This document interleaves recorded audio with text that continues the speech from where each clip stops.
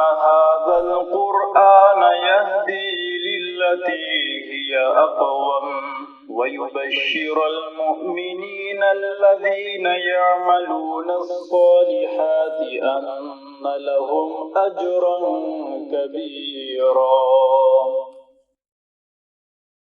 نحمده ونصلي على رسوله الكريم، اما بعد، فاعوذ بالله من الشيطان الرجيم. بسم الله الرحمن الرحيم.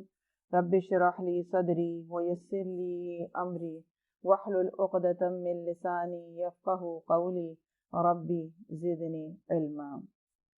اللهم رحمتك ارجو فلا تكلني الى نفسي طرفة عين واصلح لي شأني كله لا اله الا انت. اے اللہ، میں تیری رحمت کا امیدوار ہوں، بس ایک لمحے کے لیے بھی مجھے میرے نفس کے حوالے نہ کرنا اور میرے سب حالات سنوار دے، تیرے سوا کوئی معبود نہیں ہے۔ کیونکہ انسان بعض دفعہ اپنے نفس کے پیچھے چلتے ہوئے اپنے لیے ہلاکت کا سامان کرتا ہے، لہٰذا اللہ سبحانہ وتعالیٰ ہمارے نفس کی بھی حفاظت کرے اور ہمارے لیے وہی مقدر کرے جس میں خیر ہے۔ رسول اللہ صلی اللہ علیہ وسلم کے معاملات اور معمولات کو اگر دیکھا جائے تو آپ کا اخلاق سراپا قرآن تھا، یعنی جب آپ سے پوچھا گیا تو کہ آپ قرآن کے لیے کیسا ہے آپ سے تعلق، تو آپ کے اخلاق کے بارے میں پوچھا گیا تو حضرت عائشہ تعالیٰ عنہا نے فرمایا کہ آپ کا اخلاق قرآن ہے۔ مراد کیا ہے کہ قرآن جیسا کہتا ہے، جس طرح سے رہنے کو کہتا ہے، آپ بالکل ویسی زندگی گزارتے ہیں۔ جہاں پر غصہ کرنا چاہیے وہاں غصہ کرتے ہیں، جہاں پر معاف کرنا چاہیے معاف کرتے ہیں، جہاں پر لوگوں کے سہ جانا چاہیے، جواب نہیں دینا چاہیے، وہاں ویسے کرتے ہیں۔ گویا کہ پوری زندگی کا جو وے آف لائف ہے یا جو ایکشن یا ریئیکشن ہے وہ سب کا سب قرآن سے مطابق ہے۔ یہ ہے اصل ریکوائرمنٹ ہماری کہ ہمارا اخلاق قرآن بن جائے۔ اور پھر ہمیں کیسے پتہ چلے گا کہ ہم صحیح ہیں؟ کیونکہ اپنے آپ کو قرآن پر پیش کریں۔ جہاں قرآن کہتا ہے کہ یہ کام کر لو وہ کر لیں، جہاں کہتا ہے یہاں رک جاؤ وہاں رک جایا جائے۔ پھر چاہے ہماری عقل کی طاقت کہتی ہو کہ اگر کوئی دوسرا زیادتی کر رہا ہے تو میں معاف کیسے کر دوں، پھر اس کیسے کا جواب یہ ہوتا ہے کیونکہ اللہ تعالیٰ نے کہا ہے اس لیے کر دیا جائے۔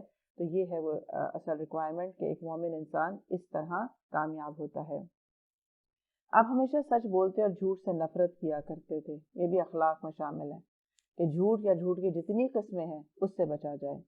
پھر وعدے کی پابندی کرتے اور حق کی حمایت کیا کرتے تھے، یعنی اگر وعدہ کسی چھوٹے سے شخص سے بھی کیا جاتا ہے، بڑے بڑے وعدے دور کی بات، لیکن اگر جیسے ایک واقعہ ملتا ہے کہ آپ نے ایک شخص کو کہا کہ میں تمہارا یہاں انتظار کروں گا اور آپ 3 دن تک وہاں کھڑے رہے کیونکہ آپ کہہ چکے تھے، تو آپ وعدے کی پابندی ہر حال میں کرتے اور ہر کسی سے کرتے اور حق کی حمایت کرتے تھے، یعنی چاہے اس میں آپ کو کوئی بھی ریئیکشن سہنا پڑے، مخالفت سہنا پڑے، کچھ بھی، لیکن اس کے باوجود آپ وہ بات کرتے تھے جو حق ہو، پھر چاہے غیر مسلم ہی کیوں نہ کوئی بات کر رہا ہو، اگر وہ سچ ہے یا ٹھیک ہے تو آپ اس کا ساتھ دیتے تھے۔ دیانت داری کا یہ عالم تھا کہ دشمن بھی صادق اور امین کہہ کر پکارا کرتے تھے، یعنی اس حد تک آپ کے اندر ایمانداری ہونی چاہیے کہ کوئی بھی شخص اگر آپ سے فیصلہ کروانا چاہے اسے یہ پتا ہو کہ اگر ان کے اپنی ذات کے خلاف بھی کوئی بات آئی تو یہ حق بات ہی کریں گے۔ ہیں اتنے سچے ہم؟ کہاں یہ کہ ہمیں یہ سمجھا جاتا ہے کہ ان سے فیصلہ نہ لو کیونکہ یہ اپنے بھائی کی سائڈ لیں گے، یہ اپنی ماں کی سائڈ لیں گے، یہ کسی کیسے کریں گے۔ تو یہ وہ چیز ہے کہ یہ بنتے بنتے کردار بنتا ہے کہ انسان کو کسی کو بھروسہ یہ ہو کہ اس شخص کے پاس اگر معاملہ گیا تو یہ حق بات ہی کرے گا، چاہے اس کے اپنے سگوں کے خلاف کیوں نہ آ جائے، جس کے لیے قرآن بار بار کہتا ہے کہ اپنے نفس کے خلاف، اپنے والدین کے خلاف بھی گواہی آئے تو سچ بات کرو۔ آپ بہت ہی بہادر اور نڈر تھے۔ کوئی بھی شخص جب بہادر ہوتا ہے تو اسے پرواہ نہیں ہوتی لوگ کیا کہیں گے، اسے پرواہ نہیں ہوتی اچھا اگر میں نے فیصلہ درست کر دیا تو کتنے میرے دشمن بن جائیں گے، کون آئندہ میرا ساتھ نہیں دے گا، کتنے ہوں گے مجھ سے دوستی رکھیں گے، کتنا مجھے چھوڑ دیں گے، یہ پھر آپ کی فکریں ختم ہو جاتی ہیں۔ اور حق پر جو شخص ہوتا ہے اس کے اندر خود بخود ایک بے خوفی آ جاتی ہے، وہ رنج اور خوف سے نکل جاتا ہے۔ تو یہ بھی ایک راستہ ہے کہ رسول اللہ صلی اللہ علیہ وسلم کی ان سنتوں پہ عمل کیا جائے اور کامیابی کو پانے کی کوشش کی جائے۔ آغاز کرتے ہیں، پارہ نمبر 24 ہے، فمن اظلم ممن كذب على الله وكذب بالصدق إذ جاءه أليس في جهنم مثوى للكافرين والذي جاء بالصدق وصدق به أولئك هم المتقون لهم ما يشاءون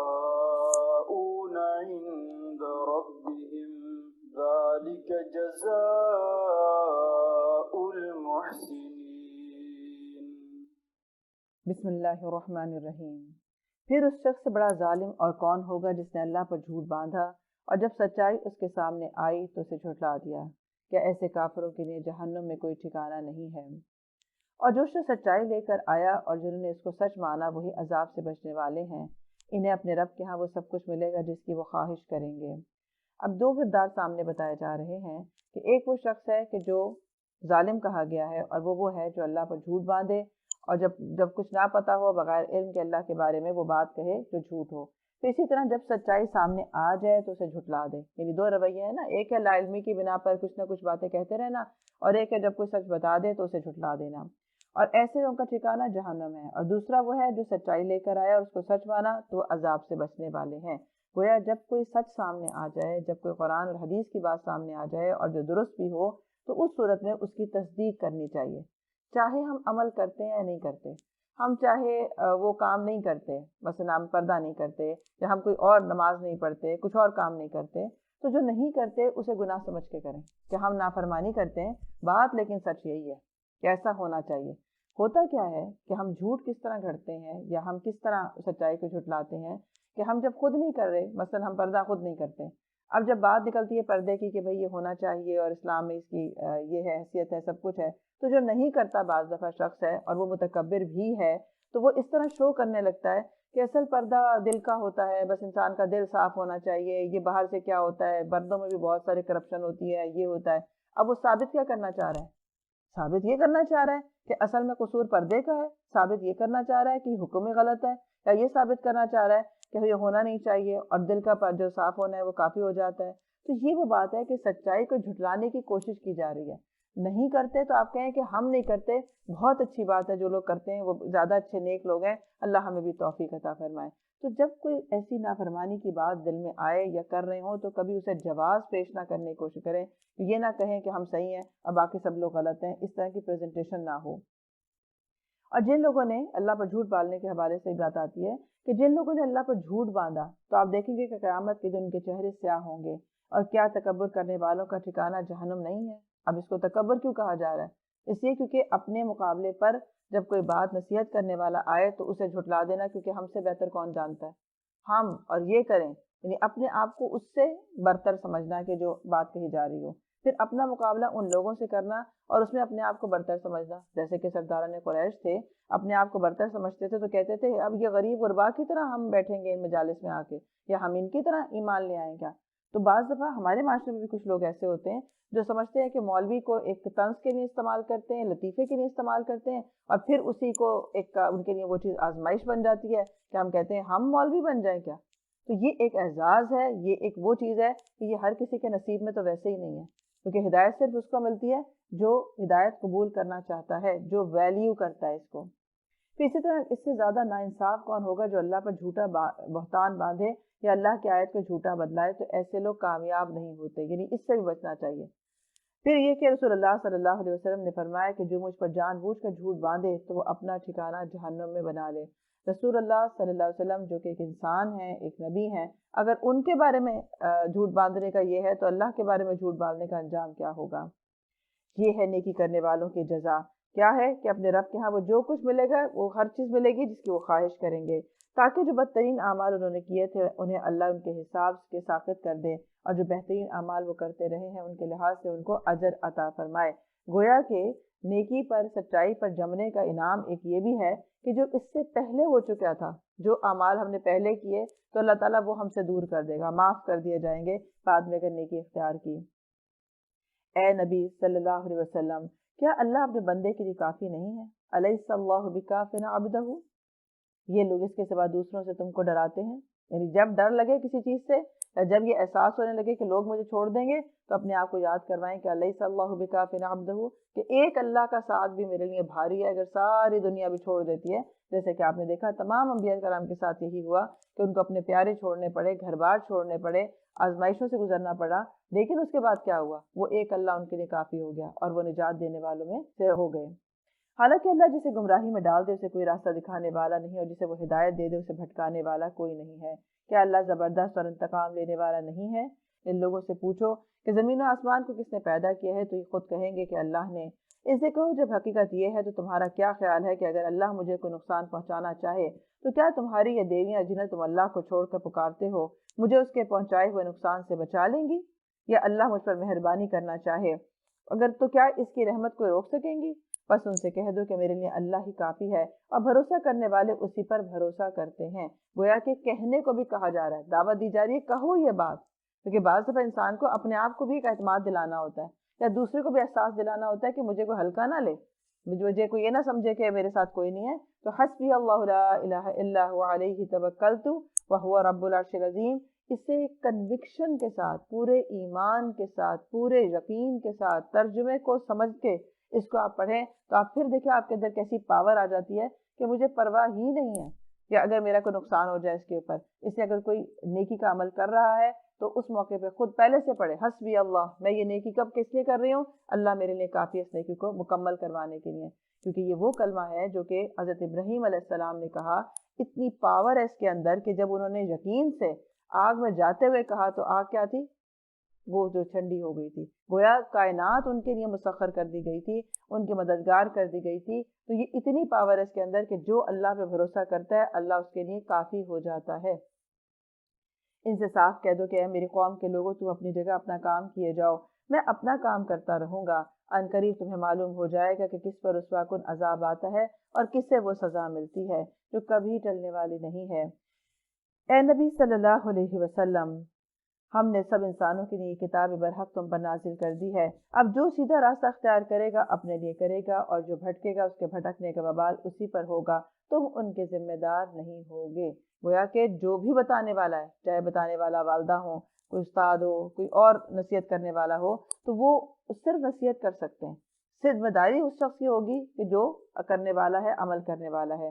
اس لیے یہ نصیحت کرنا بھی جو ہے یہ اللہ کی طرف سے ایک انعام ہوتا ہے۔ جیسے آپ دیکھیں کہ فرعون جیسے سرکش آدمی کو بھی اللہ تعالیٰ کی رحمت جو تھی وہ اس طرح سے آئی کہ ایک نبی کو اس کے پاس بھیجا گیا کہ تم جاؤ اور ان کو دعوت دو، نصیحت کرو ان کو جا کے۔ تو یہ بہت بڑا ایک کہنا چاہیے فیور ہے اللہ تعالیٰ کی کہ کچھ لوگوں کو اللہ تعالیٰ نصیحت کرنے والے لوگ عطا کر دیتا ہے اور پھر انہیں نصیحت سننے والے کان اور دل بھی عطا کر دیتا ہے۔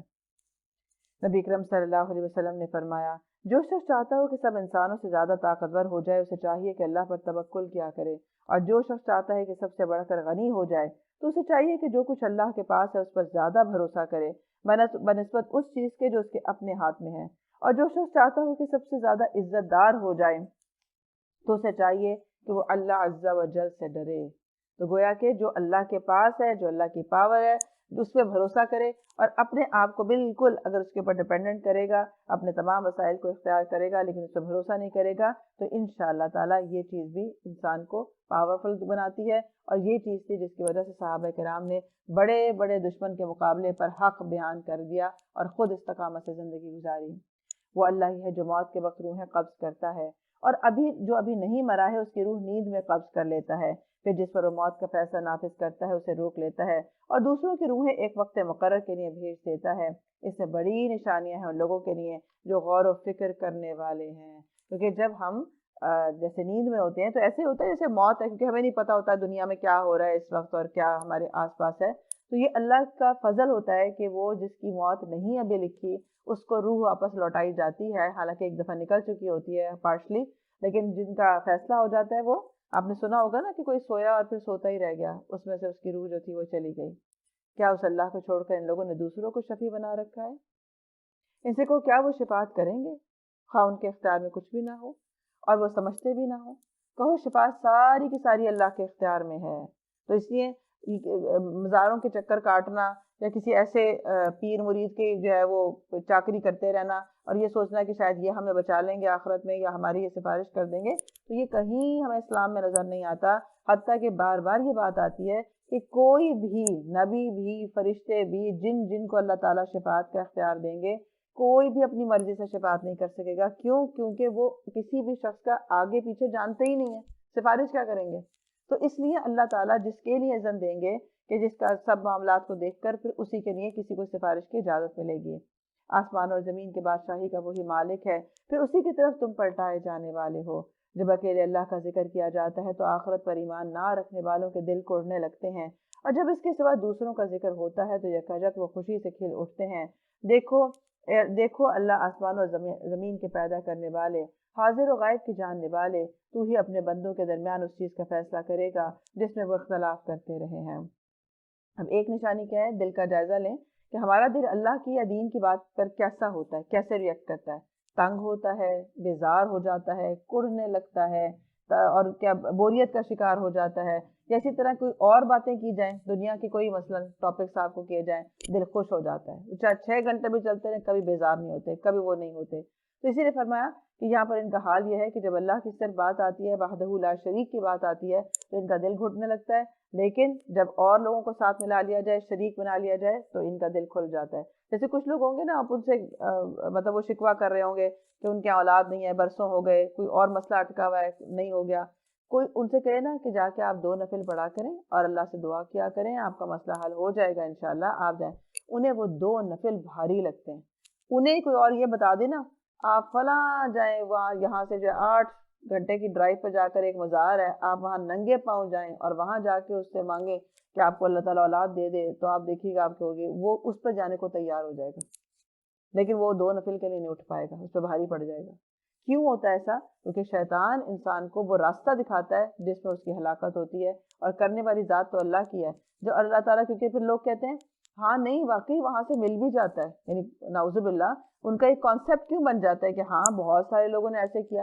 جو جس راستے پر چلے گا اللہ اس کے لیے وہ راستہ آسان کر دے گا۔ یہ الگ بات ہے کہ پھر وہ آپ کے لیے آزمائش بن جاتا ہے، یعنی یہ اولاد آپ کو ملنی ہی ملنی تھی، اگر آپ نے اتنی آہوزاری اللہ کے آگے بھی کی ہوتی تو ملنی ہی تھی۔ اب ہوتا کیا ہے، وہاں جا کے کیونکہ ہم آہوزاری بہت کرنے لگتے ہیں، بڑے عقیدت میں آ جاتے ہیں، اخلاص میں آ جاتے ہیں، تو ہماری دعا سنی جا رہی ہوتی ہے، لیکن اب وہ ہم نے جو غلط راستہ اختیار کیا تو ہمارے لیے وہ نعمت اب آزمائش پکڑ کا باعث بن گئی، کیونکہ وہ ملنی تو تھی لیکن ہم نے جذباتی کے ساتھ جلد بازی بھی کی اور غلط راستے سے بھی اس کو اختیار کیا۔ اگر ان ظالموں کے پاس زمین کی ساری دولت بھی ہو اور اتنی ہی اور بھی ہو، تو یہ روز قیامت کے برے عذاب سے بچنے کے لیے سب کچھ فدیے میں دینے کے لیے تیار ہو جائیں گے۔ دیکھیں نا، اگر کسی کو خدا نہ خواستہ یہیں کوئی مشکل پڑ جائے، کوئی ایسی بیماری ہو جائے جس پہ بہت خرچہ آ جائے یا بہت ہوا، تو لوگ کیا کرتے ہیں، اپنی ساری جائیداد بیچنے کو تیار ہو جاتے ہیں، سب کچھ دینے کو تیار ہو جاتے ہیں۔ تو وہاں کیا ہوگا کہ وہاں اپنی یہ جو جان ہے جو پکڑی گئی ہوگی عذاب کے، اس میں وہ اپنا سب کچھ دے کر فدیے میں وہ چھڑانا چاہیں گے۔ وہاں اللہ کی طرف سے ان کے سامنے وہ کچھ آ جائے گا جس کا انہوں نے کبھی اندازہ ہی نہیں کیا تھا، وہم و گمان میں ہی نہیں تھا کیسا ہوگا۔ وہاں اپنی کمائی کے سارے برے نتائج ان پر کھل جائیں گے، اور وہی چیز ان پر مسلط ہو جائے گی جس کا یہ مذاق اڑاتے رہے تھے، یعنی جس کو کیجول دنیا میں لیتے رہے تھے، اس سے کوئی فرق نہیں پڑتا، سب کرتے ہیں، ایسا بھی کیا ہو گیا، یعنی جس کو بہت لائٹ لیا کرتے تھے، تو وہی چیز سامنے آ جائے گی۔ یہی انسان جب ذرا سی مصیبت اسے چھو جاتی ہے تو ہمیں پکارتا ہے، اور جب ہم اسے اپنی طرف سے نعمت دے کر ابھارتے ہیں تو کہتا ہے یہ تو مجھے علم کی بنا پر دیا گیا ہے انہیں، بلکہ یہ نہیں بلکہ یہ آزمائش ہے۔ یعنی کیا ہے، جو نعمت ملتی ہے ہمیں کیا لگتا ہے کہ ہمارے علم، ہماری ذہانت، ہماری پلاننگ، ہماری اس کا نتیجہ ہے، فرمایا گیا نہیں، یہ نعمتیں بھی آزمائش ہیں، مگر اکثر لوگ ان کو جانتے نہیں ہیں۔ کیونکہ ہمارا کیا ہوتا ہے کہ وہ جو شکوہ آ رہا ہے نا کہ اس سے پھول جاتے ہیں، فخر جتانے لگتے ہیں کہ پتہ نہیں کیا ان کے پاس آ گیا ہے، لیکن یہ چیز آزمائش بھی ہے۔ اس لیے ہمیشہ ڈرتے رہنا چاہیے نعمتوں کے حوالے سے بھی کہ اللہ تو نے جو نعمتیں ہمیں دی ہیں ہمیں اس کا حق ادا کرنے کی توفیق دے، اسے اپنے راستے میں لگانے کی توفیق دے، اور جس جس کا اس میں حق ہے اللہ سبحانہ تعالیٰ اپنے ہاتھ سے وہاں تک پہنچانے کی توفیق دے، اسے ہمارے حق میں حجت رکھے، ہمارے خلاف حجت نہ کرنا، کیونکہ پھر جتنی نعمتیں ان کا حساب بھی پھر کڑا ہے۔ یہی بات ان سے پہلے گزرے ہوئے لوگ بھی کہہ چکے ہیں، مگر جو کچھ وہ کماتے تھے وہ ان کے کسی کام نہیں آیا۔ پھر اپنی کمائی کے برے نتائج انہوں نے بھگتے، اور ان لوگوں میں سے بھی جو ظالم ہیں وہ ان قریب اپنی کمائی کے برے نتائج بھگتیں گے۔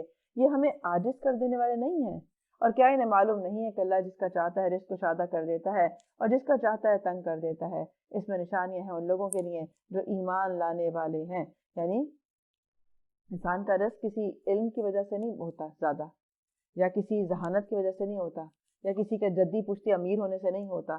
اللہ تعالیٰ جس کا چاہتا ہے رزق کو شادہ کر دیتا ہے، اور جس کا چاہتا ہے کم کر دیتا ہے، اور جس کو یہ یقین آ جائے پھر وہ کر سکتا ہے کہ 2 نمبر طریقے سے مال بنانے کی کوشش کرے، کیونکہ اس کا خیال ہے کہ 2 نمبر سے زیادہ ہو جائے گا، جبکہ اتنا ہی ملنا ہے جتنا نصیب ہے، کیونکہ جتنا نہیں نصیب ہے وہ نکلتا بھی جائے گا کسی نہ کسی طرح، وہ ہاتھ نہیں آنے کا، ہمارے کسی طرح نہیں آنے کا۔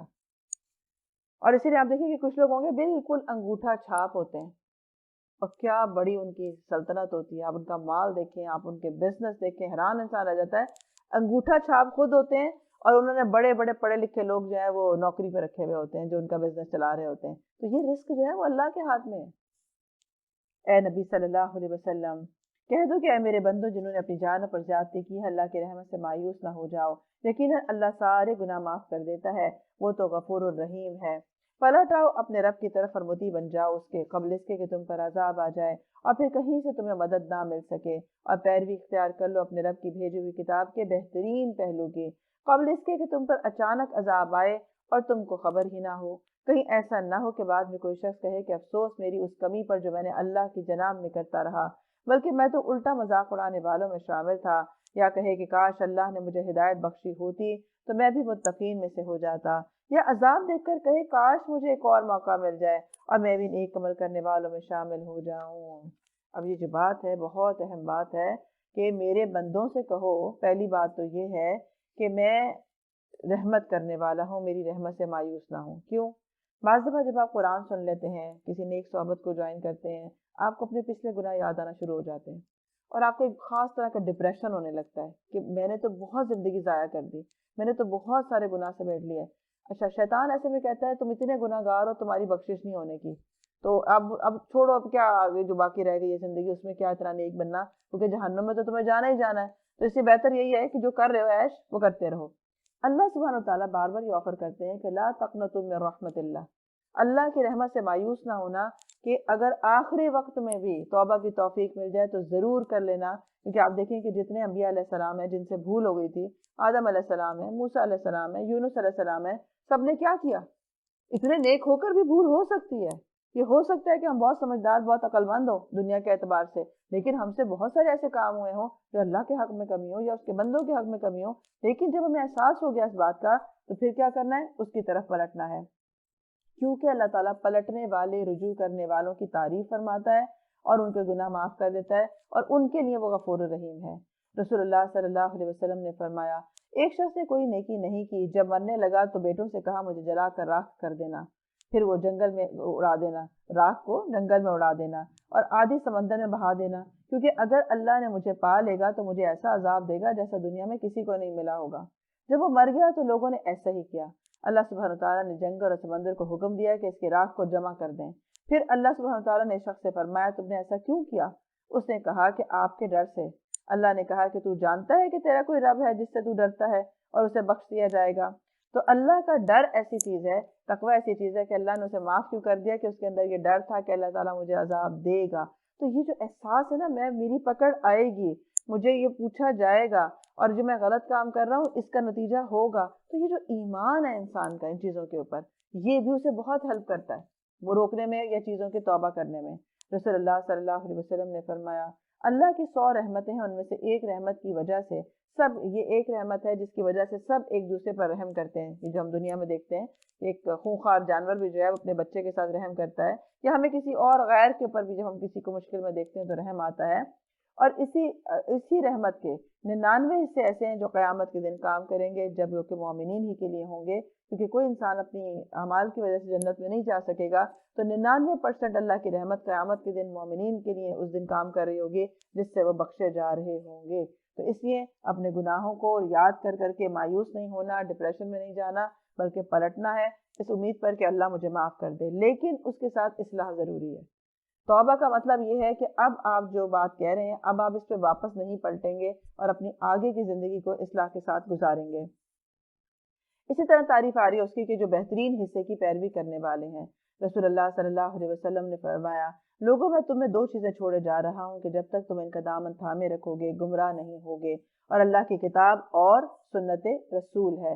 تو گویا کہ یہ جو آفر کی جاتی ہے کہ جب تک کہ کوئی اس کتاب کو تھامے رکھے گا تو وہ نہیں ہوگا, گمراہ نہیں ہوگا. تو یہ بہت اہم ہے کہ اگر ہم چاہتے ہیں کہ ہم واقعی عذاب سے بچ جائیں تو پھر کتاب کے علاوہ کوئی اور دنیا کا نسخہ نہیں ہے جو ہمیں کامیاب کروا سکے, اور دنیا میں بھی اور آخرت میں بھی. تو اس کو پڑھنا, اس کو پڑھانا, یہی اپنا مشن بنا لیں. کوئی آن لائن پڑھا رہا ہے, کوئی آن لائن سیکھ رہا ہے, کسی بھی طرح, یا چاہے آپ جا کے کریں چاہے آن لائن کریں, کچھ بھی کریں، لیکن اپنے آپ کے لیے ضرور کوئی نہ کوئی ایسی انگیجمنٹ رکھیں کہ جس میں آپ کوئی نہ کوئی کورس ضرور کر رہے ہوں، یعنی جس میں آپ کو دین سمجھ میں آئے، آپ کو حدیث سمجھ میں آئے، اور جب آپ کو سمجھ میں آئے گی تو پتہ نہیں کون آپ کے ذریعے سے نجات کا ذریعہ بنا دے اللہ تعالیٰ، کہ آپ نے کسی کو بتایا اور اس کی بھی ہو گئی اور آپ کو بھی اللہ تعالیٰ قبول فرمائے۔ تو اس لیے یہ جو ایک سعادت ہے اسے لینے کی کوشش کرنی چاہیے۔ اب وہ کیا ہے کہا جا رہا ہے کہ پھر ایسا نہ ہو کہ کل کو کوئی یہ کہے کہ جس میں میں کمی کیا کرتا تھا اللہ کے حق میں جو تھا اس پہ اس کو افسوس ہو جائے، یا عذاب دیکھ کر کہے کہ کاش مجھے ایک اور موقع مل جائے، میں بھی نیک عمل کرنے والوں میں شامل ہو جاؤں، اور اس وقت اسے یہ جواب ملے کہ کیوں نہیں، میری آیات تمہارے پاس آ چکی تھی، پھر تو نے ان کو جھٹلایا اور تکبر کیا اور تو کافروں میں سے تھا۔ آج جن لوگوں نے اللہ پر جھوٹ باندھے ہیں، قیامت کے روز تم دیکھو گے کہ ان کے منہ کالے ہوں گے، کیا جہنم میں متکبرین کے لیے کافی جگہ نہیں ہے؟ اس کے برعکس جن لوگوں نے یہاں تقویٰ کیا ہے ان کے اسباب کامیابی کی وجہ سے اللہ ان کو نجات دے گا، ان کو نہ کوئی غضب پہنچے گا اور نہ وہ غمگین ہوں گے۔ اب کیوں ہوگا؟ ان کے تقویٰ کی وجہ سے ان کو کامیابی ملی۔ ہائی لائٹ کر لیجئے، دونوں باتیں ہائی لائٹ کریں کہ کس وجہ سے انسان کو عذاب ہوتا ہے اور کس وجہ سے انسان کو کامیابی ہوتی ہے، کیونکہ کامیابی کے ساتھ ساتھ جو عذاب کے وجوہات ہیں ان سے بھی بچنا ضروری ہے، کیونکہ وہ اس پہ مطلب نظر سرسری نہ کریں کہ اوہو یہ تو کافروں کی بات ہو رہی ہے، جب جہنم کی بات آئے تو وہ ہم تو ہیں ہی نہیں نا۔ نہیں، کہیں نہیں لکھا ہوا کہ جہنم کافروں کے لیے بنائی گئی ہے۔ کتنی جگہ لفظ مجرمین کا لفظ آ رہا ہے کہ جو کوئی جرم کرے گا، جو کوئی نافرمانی کرے گا۔ اللہ ہر چیز کا خالق ہے، وہی ہر چیز پر نگہبان ہے۔ زمین اور آسمانوں کے خزانوں کی کنجیاں اسی کے پاس ہیں، اور جو لوگ اللہ کی آیات سے کفر کرتے ہیں وہی گھاٹے میں رہنے والے ہیں۔ اے نبی صلی اللہ علیہ وسلم، ان سے کہو کہ پھر کیا اے جاہلو، تم اللہ کے سوا کسی اور کی بندگی کرنے کے لیے مجھ سے کہتے ہو؟ یہ بات تمہیں ان سے صاف کہہ دینی چاہیے، کیونکہ تمہاری طرف اور تم سے پہلے گزرے ہوئے تمام انبیاء کی طرف یہ وحی بھیجی جا چکی ہے کہ اگر تم نے شرک کیا تو تمہارا عمل ضائع ہو جائے گا اور تم خسارے میں رہو گے۔ لہٰذا اے نبی صلی اللہ علیہ وسلم، تم بس اللہ ہی کی بندگی کرو اور شکر گزار بندوں میں سے ہو جاؤ۔ تو اسی کیا ہوا کہ شرک جو ہے وہ کسی کے لیے بھی زیبا نہیں ہے، چاہے کوئی آپ اس کا جواز اولیاء اللہ کی عقیدت بتائیں یا ان کی محبت بتائیں، کیونکہ جب کسی کو یہ بات سمجھانے کی کوشش کی جاتی ہے کہ اولیاء اللہ بھی جو تھے انہوں نے اللہ کی اطاعت کی اور وہ اپنے اللہ کے ولی بن گئے تھے، اللہ جانتا ہے ان کا کیا مقام ہے، لیکن ہمیں بھی چاہیے کہ ہم پھر اسی راستے کو اپنائیں اور ہم بھی اللہ تعالیٰ کے ساتھ وہ رشتہ استوار کریں جو انہوں نے کیا۔ تو یہ چیز بعض دفعہ کچھ لوگ اس کو سمجھتے ہیں کہ یہ تو اولیاء کے حق میں گستاخی کی جا رہی ہے کہ اگر ان کے مزاروں پہ حاضری نہ دی جائے اور ان کو اس طرح سے مجمع لگا کے ان سے دعائیں نہ مانگی جائیں، ان کو وسیلہ نہ سمجھا جائے۔ تو بات ساری یہ ہے کہ جو اللہ اور اس کے رسول نے ہمیں دین سکھایا ہمارے لیے وہی کافی ہے، اور جو اس کے باہر ہے وہ سب جہالت ہے، وہ سب رد کیے ہو جانے والی چیزیں ہیں۔ ان لوگوں نے اللہ کی قدر ہی نہیں کی جیسا کہ قدر کرنے کا حق ہے۔ بہت تکلیف والی آیت ہے، وما قدر اللہ حق قدرہ، حق نہیں ادا کر سکے، پہچان ہی نہیں سکے کس کے ساتھ رہتے ہیں، کون ان کا خالق ہے، کیا وہ آفر کرتا ہے، کیا بار بار اپنے بندے کا منتظر ہوتا ہے کہ اب پلٹ آئے، اب لوٹ آئے، اب اس کے اس سے جو گناہ ہوا یہ اپنے آپ کو جہنم سے بچا لے۔ اس کی قدرت کاملہ کا حال تو یہ ہے کہ قیامت کے روز پوری زمین اس کی مٹھی میں ہوگی اور آسمان اس کے دست راست میں لپٹے ہوئے ہوں گے۔ پاک اور بالا تر ہے وہ اس شخص سے جو یہ لوگ کر رہے ہیں، اور اس روز سور پھونکا جائے گا اور وہ سب مر کر گر جائیں گے جو آسمان اور زمین میں ہیں، سوائے ان کے جنہیں اللہ زندہ رکھنا چاہے گا۔ پھر ایک دوسرا سور پھونکا جائے گا اور یکایک سب کے سب اٹھ کر دیکھنے لگ جائیں گے۔ زمین اپنے رب کے نور سے چمک اٹھے گی، کتاب اعمال لا کر رکھ دی جائے گی، انبیاء اور تمام گواہ حاضر کر دیے جائیں گے، لوگوں کے درمیان ٹھیک ٹھیک حق کے مطابق فیصلہ کر دیا جائے گا، ان پر کوئی ظلم نہیں ہوگا، اور ہر متنفس کو جو کچھ بھی اس نے عمل کیا تھا اس کا پورا پورا بدلہ دے دیا جائے گا۔ لوگ جو کچھ بھی کرتے ہیں اللہ اس کو خوب جانتا ہے۔ اب یہاں جو بات آ رہی ہے کہ ایک منظر بیان کیا جا رہا ہے قیامت کا، کہ اس دن جو ہے وہ سب کے سب اٹھ کر کھڑے ہو جائیں گے، پھر اللہ تعالیٰ کا نور جو ہے اس سے زمین چمک اٹھے گی، نام اعمال لائے جائیں گے، انبیاء لائے جائیں گے، اور ہر شخص کا جو کیا دھرا ہے وہ سامنے آ جائے گا۔ رسول اللہ صلی اللہ علیہ وسلم فرماتے تھے کہ ہر آدمی قیامت کے دن اسی حالت پر اٹھے گا جس حالت پر وہ مرا ہوگا، یعنی کفر یا ایمان، یعنی انبیاء یعنی اسی اعتبار سے اس کا آخری وقت تھا جس وقت وہ اس دنیا سے گیا تھا، تو اسی آخری وقت کے مطابق ہی اس کا حساب کتاب یا اس کے مطابق اس کا دوبارہ سے اٹھنا ہوگا۔ جیسے کہ کہا جاتا ہے نا کہ اگر کوئی احرام کی حالت میں تھا، حاجی تھا کوئی، تو وہ اسی طرح لبیک کہتا ہوا اٹھے گا۔ اگر کوئی شہید تھا تو اسی طرح اس کا خون بہ رہا ہوگا کہ جس حال میں وہ ہوگا۔ اسی طرح اگر کسی نے خودکشی کی تھی تو وہ اسی طرح خودکشی ہی کرتا رہے گا اس طرح۔ تو یہ اس لیے بار بار یہ بات کہی جاتی ہے کہ اللہ سے حسن خاتمہ مانگنا چاہیے۔ کیونکہ جس کو اللہ تعالیٰ حسن خاتمہ نصیب کرنا چاہتا ہے اسے آخری وقت کے قریب، یعنی چاہے اس نے زندگی جیسی بھی گزاری ہو، آخری وقت کے نزدیک اسے نیکی کی توفیق ملنا شروع ہو جاتی ہے، اور پھر اس کا خاتمہ کسی ایسے اچھے انداز پر ہوتا ہے کہ لوگ اس کی تعریف کرنا شروع ہو جاتے ہیں کہ دیکھو کیسا اچھا انسان تھا، کیسے اس کو دیکھو سجدے میں موت آ گئی، کسی کو آپ کہتے ہیں جمعۃ المبارک میں موت آ گئی، کسی کو مدینے میں موت آ گئی۔ تو یہ اللہ کے ہاتھ میں ہے، لیکن وہ اس کے لیے فیصلہ کرتا ہے جو حسن خاتمہ کی دعا کرتا ہے، اس کے لیے کوشش کرتا ہے۔ اور اسی طرح بعض دفعہ کوئی شخص بظاہر نیک ہوتا ہے، دیکھنے میں وہ صحیح ہوتا ہے، لیکن اس کے اندر وہ چیز نہیں ہوتی کہ جو تقویٰ ریکوائرڈ ہوتا ہے، لہٰذا وہ ساری زندگی نیکیاں کرتا رہتا ہے، لیکن جب اسے سوء خاتمہ، برا خاتمہ دینا مقصود ہو جاتا ہے تو پھر اس کو آخری وقت میں کوئی ایسی اس سے سرزد ہو جاتی ہے، کام سرزد ہونا شروع ہو جاتے ہیں جو نافرمانی کے ہوں یا کوئی اور برائی کے ہوں، اور پھر اسی حال میں اس کو موت آ جاتی ہے۔ تو گویا کہ وہ جس وقت فریز ہوتا ہے، اس کی روح لی جاتی ہے، تو وہ اس حالت میں ہوتا ہے کہ جو وہ اللہ سے ملنا ناپسندیدگی کی حالت ہوتی ہے۔ اور یہ آپ دیکھیں کہ کتنا ہم اندر باہر سے کتنا صاف ہونے کی ضرورت ہے، کیونکہ اللہ کو پتہ ہے نا ہم کتنے نیک بنتے ہیں اور ہیں کتنے ہم نیک ہیں۔ اس لیے اپنے آپ سے سچا ہونا، اللہ سے سچا ہونا، اس کے کوئی ہمیں شوق نہ ہو کہ لوگ ہمیں سند دیں کہ ہم کتنے نیک لوگ ہیں، کیونکہ ہم داڑھی رکھے ہوئے ہیں، کیونکہ ہم مسجد میں 24 گھنٹے نظر آتے ہیں، کیونکہ ہم نے گاؤن اسکارف پہنے ہوئے ہیں، کیونکہ ہم درس دیتے ہیں۔ یہ تو صرف ایک اللہ کے نے ہمارے پر ایک موقع ایسا دیا کہ ہمارے لیے آزمائش ہے کہ دیکھیں جو ہم بات کر رہے ہیں، جہاں تک پہنچا رہے ہیں، وہ کتنا ہم سچے ہیں اس کے اندر۔ یہ تو جانچنے کی بات ہے، تو ہر شخص کا آزمائش ہے۔ اس فیصلے کے بعد وہ لوگ جنہوں نے کفر کیا تھا جہنم کی طرف گروہ در گروہ ہانکے جائیں گے، یہاں تک کہ جب وہ وہاں پہنچیں گے تو اس کے دروازے کھولے جائیں گے اور اس کے کارندے ان سے کہیں گے کہ کیا تمہارے پاس تمہارے اپنے لوگوں میں سے ایسے رسول نہیں آئے تھے جنہوں نے تم کو تمہارے رب کی آیات سنائی ہوں اور تمہیں اس بات سے ڈرایا ہو کہ ایک وقت تمہیں یہ دن دیکھنا ہوگا؟ وہ جواب دیں گے کہ ہاں آئے تھے، مگر عذاب کا فیصلہ کافروں پر چپک گیا۔ کہا جائے گا کہ داخل ہو جاؤ جہنم کے دروازوں میں، یہاں اب تمہیں ہمیشہ رہنا ہے، بڑا ہی برا ٹھکانہ ہے متکبرین کے لیے۔ اور جو لوگ اپنے رب کی نافرمانی سے پرہیز کرتے تھے انہیں گروہ در گروہ جنت کی طرف لے جایا جائے گا، جہاں تک کہ جب وہ وہاں پہنچیں گے اور اس کے دروازے پہلے سے کھولے جا چکے ہوں گے تو اس کے منتظمین ان سے کہیں گے کہ سلام ہو تم پر، بہت اچھے رہے، داخل ہو جاؤ اس میں ہمیشہ کے لیے۔ شکر ہے اس اللہ کا جس نے ہمارے ساتھ اپنا وعدہ سچ کر دکھایا اور ہم کو زمین کا وارث بنا دیا۔ اب ہم جنت میں جہاں چاہیں اپنی جگہ بنا سکتے ہیں، بس بہترین اجر ہے عمل کرنے والوں کا لیے۔ اور تم دیکھو گے کہ فرشتے عرش کے گرد حلقہ بنائے ہوئے اپنے رب کی حمد اور تسبیح کر رہے ہوں گے، اور لوگوں کے درمیان ٹھیک ٹھیک حق کے ساتھ فیصلہ چکا دیا جائے گا اور پکار دیا جائے گا کہ حمد ہے اللہ رب العالمین کے لیے۔ وقالوا الحمد لله الذي صدقنا وعده وأورثنا الأرض نتبوأ من الجنة حيث نشاء فنعم أجر العاملين۔ اب اللہ تعالیٰ نے اپنا وعدہ سچ کر دکھایا اور ہمیں جنت کا وارث بنایا، اب ہم جہاں چاہیں جیسے چاہیں رہ سکتے ہیں۔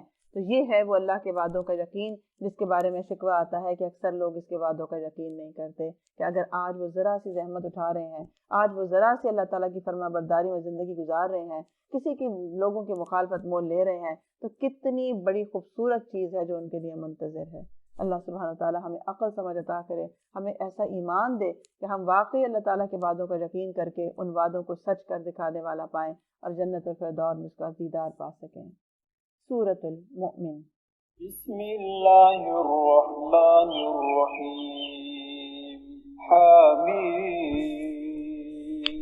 تنزیل الکتاب من اللہ العزیز العلیم غافر الذنب وقابل التوب شدید العقاب ذی الطول لا الہ الا هو الیہ المصیر۔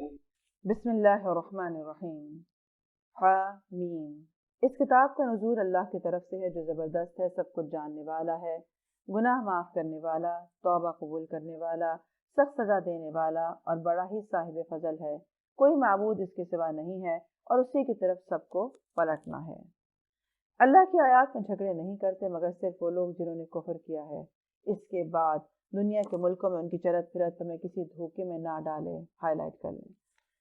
اللہ کی آیات کے بارے میں جھگڑنا، سوال در سوال کرنا، بحثیں کرنا، یہ سب کفریہ رویہ ہے۔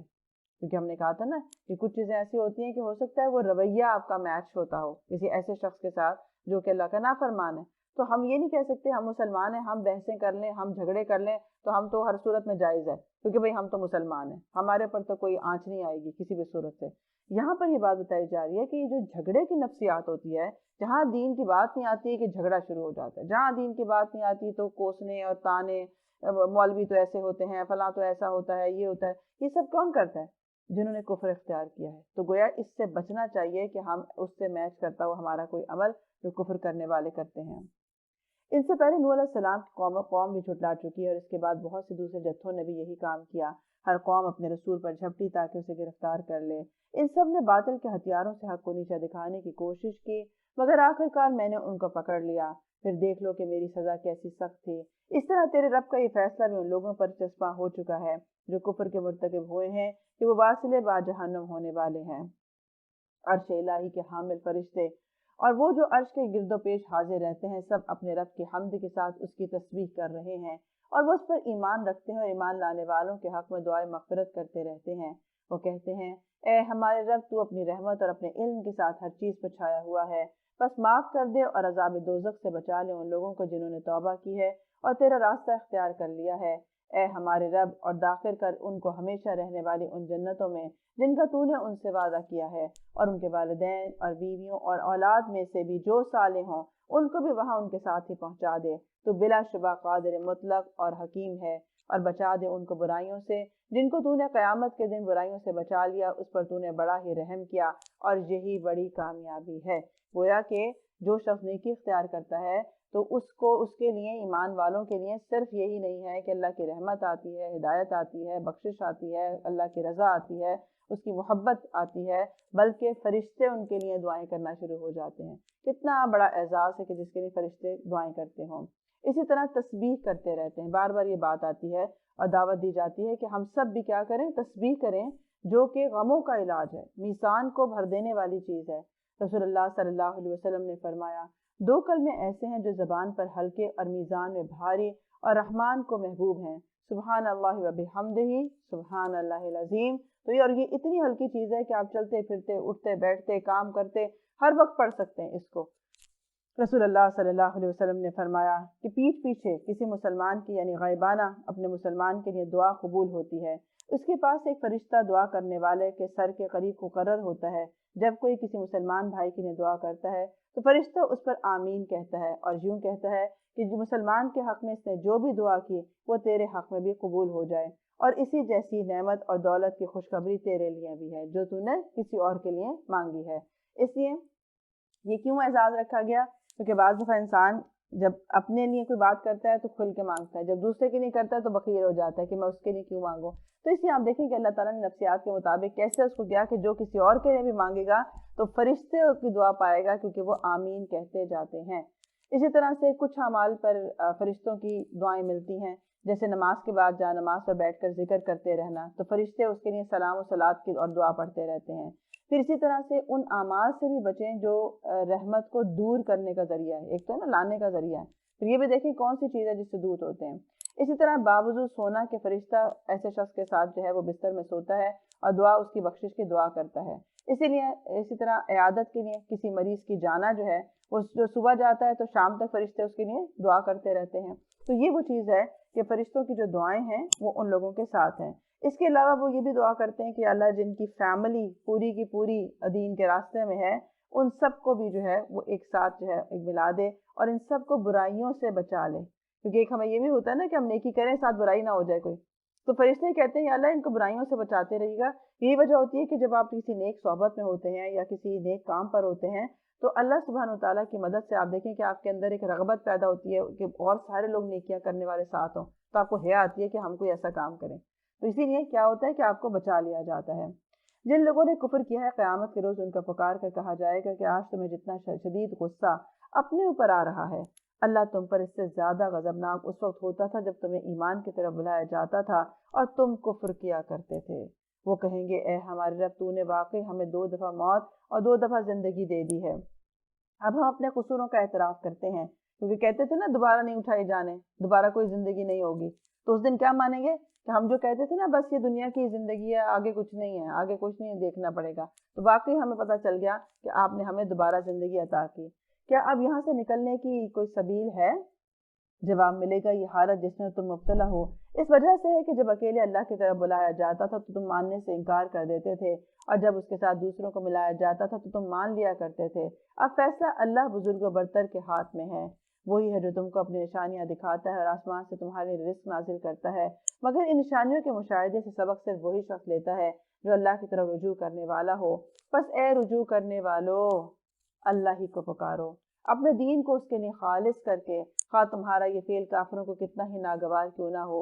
وہ بلند درجوں والا عرش مالک عرش ہے، اپنے بندوں میں سے جس پر چاہتا ہے اپنے حکم سے روح نازل کر دیتا ہے تاکہ وہ ملاقات کے دن سے خبردار کر دے، وہ دن جب کہ سب لوگ بے پردہ ہوں گے، اللہ سے ان کی کوئی بات بھی چھپی ہوئی نہیں ہوگی۔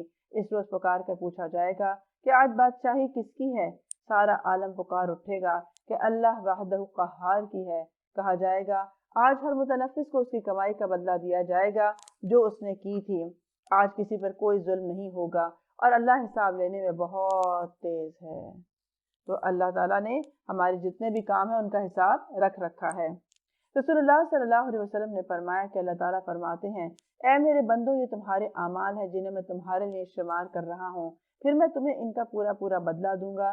تو جو آدمی بہتر پائے وہ اللہ کا شکر ادا کرے، اور جو بہتر نہ پائے تو وہ خود کو ملامت کرے کہ اسے حسرت یہ ہوگی کہ میرے پاس چانس تھا، نعمتیں تھیں، وقت تھا، صلاحیت تھی، صحت تھی، لیکن میں نے وہ اللہ سے وہ بہتری نہیں حاصل کی جو میں کر سکتا تھا۔ تو اس لیے یہ جو کچھ ہماری کمائی ہے اسے ہی بہتر کرنے کی ضرورت ہے کہ ہم اپنی اس وقت سے کیا کما سکتے ہیں اور کیا نیکی کما سکتے ہیں۔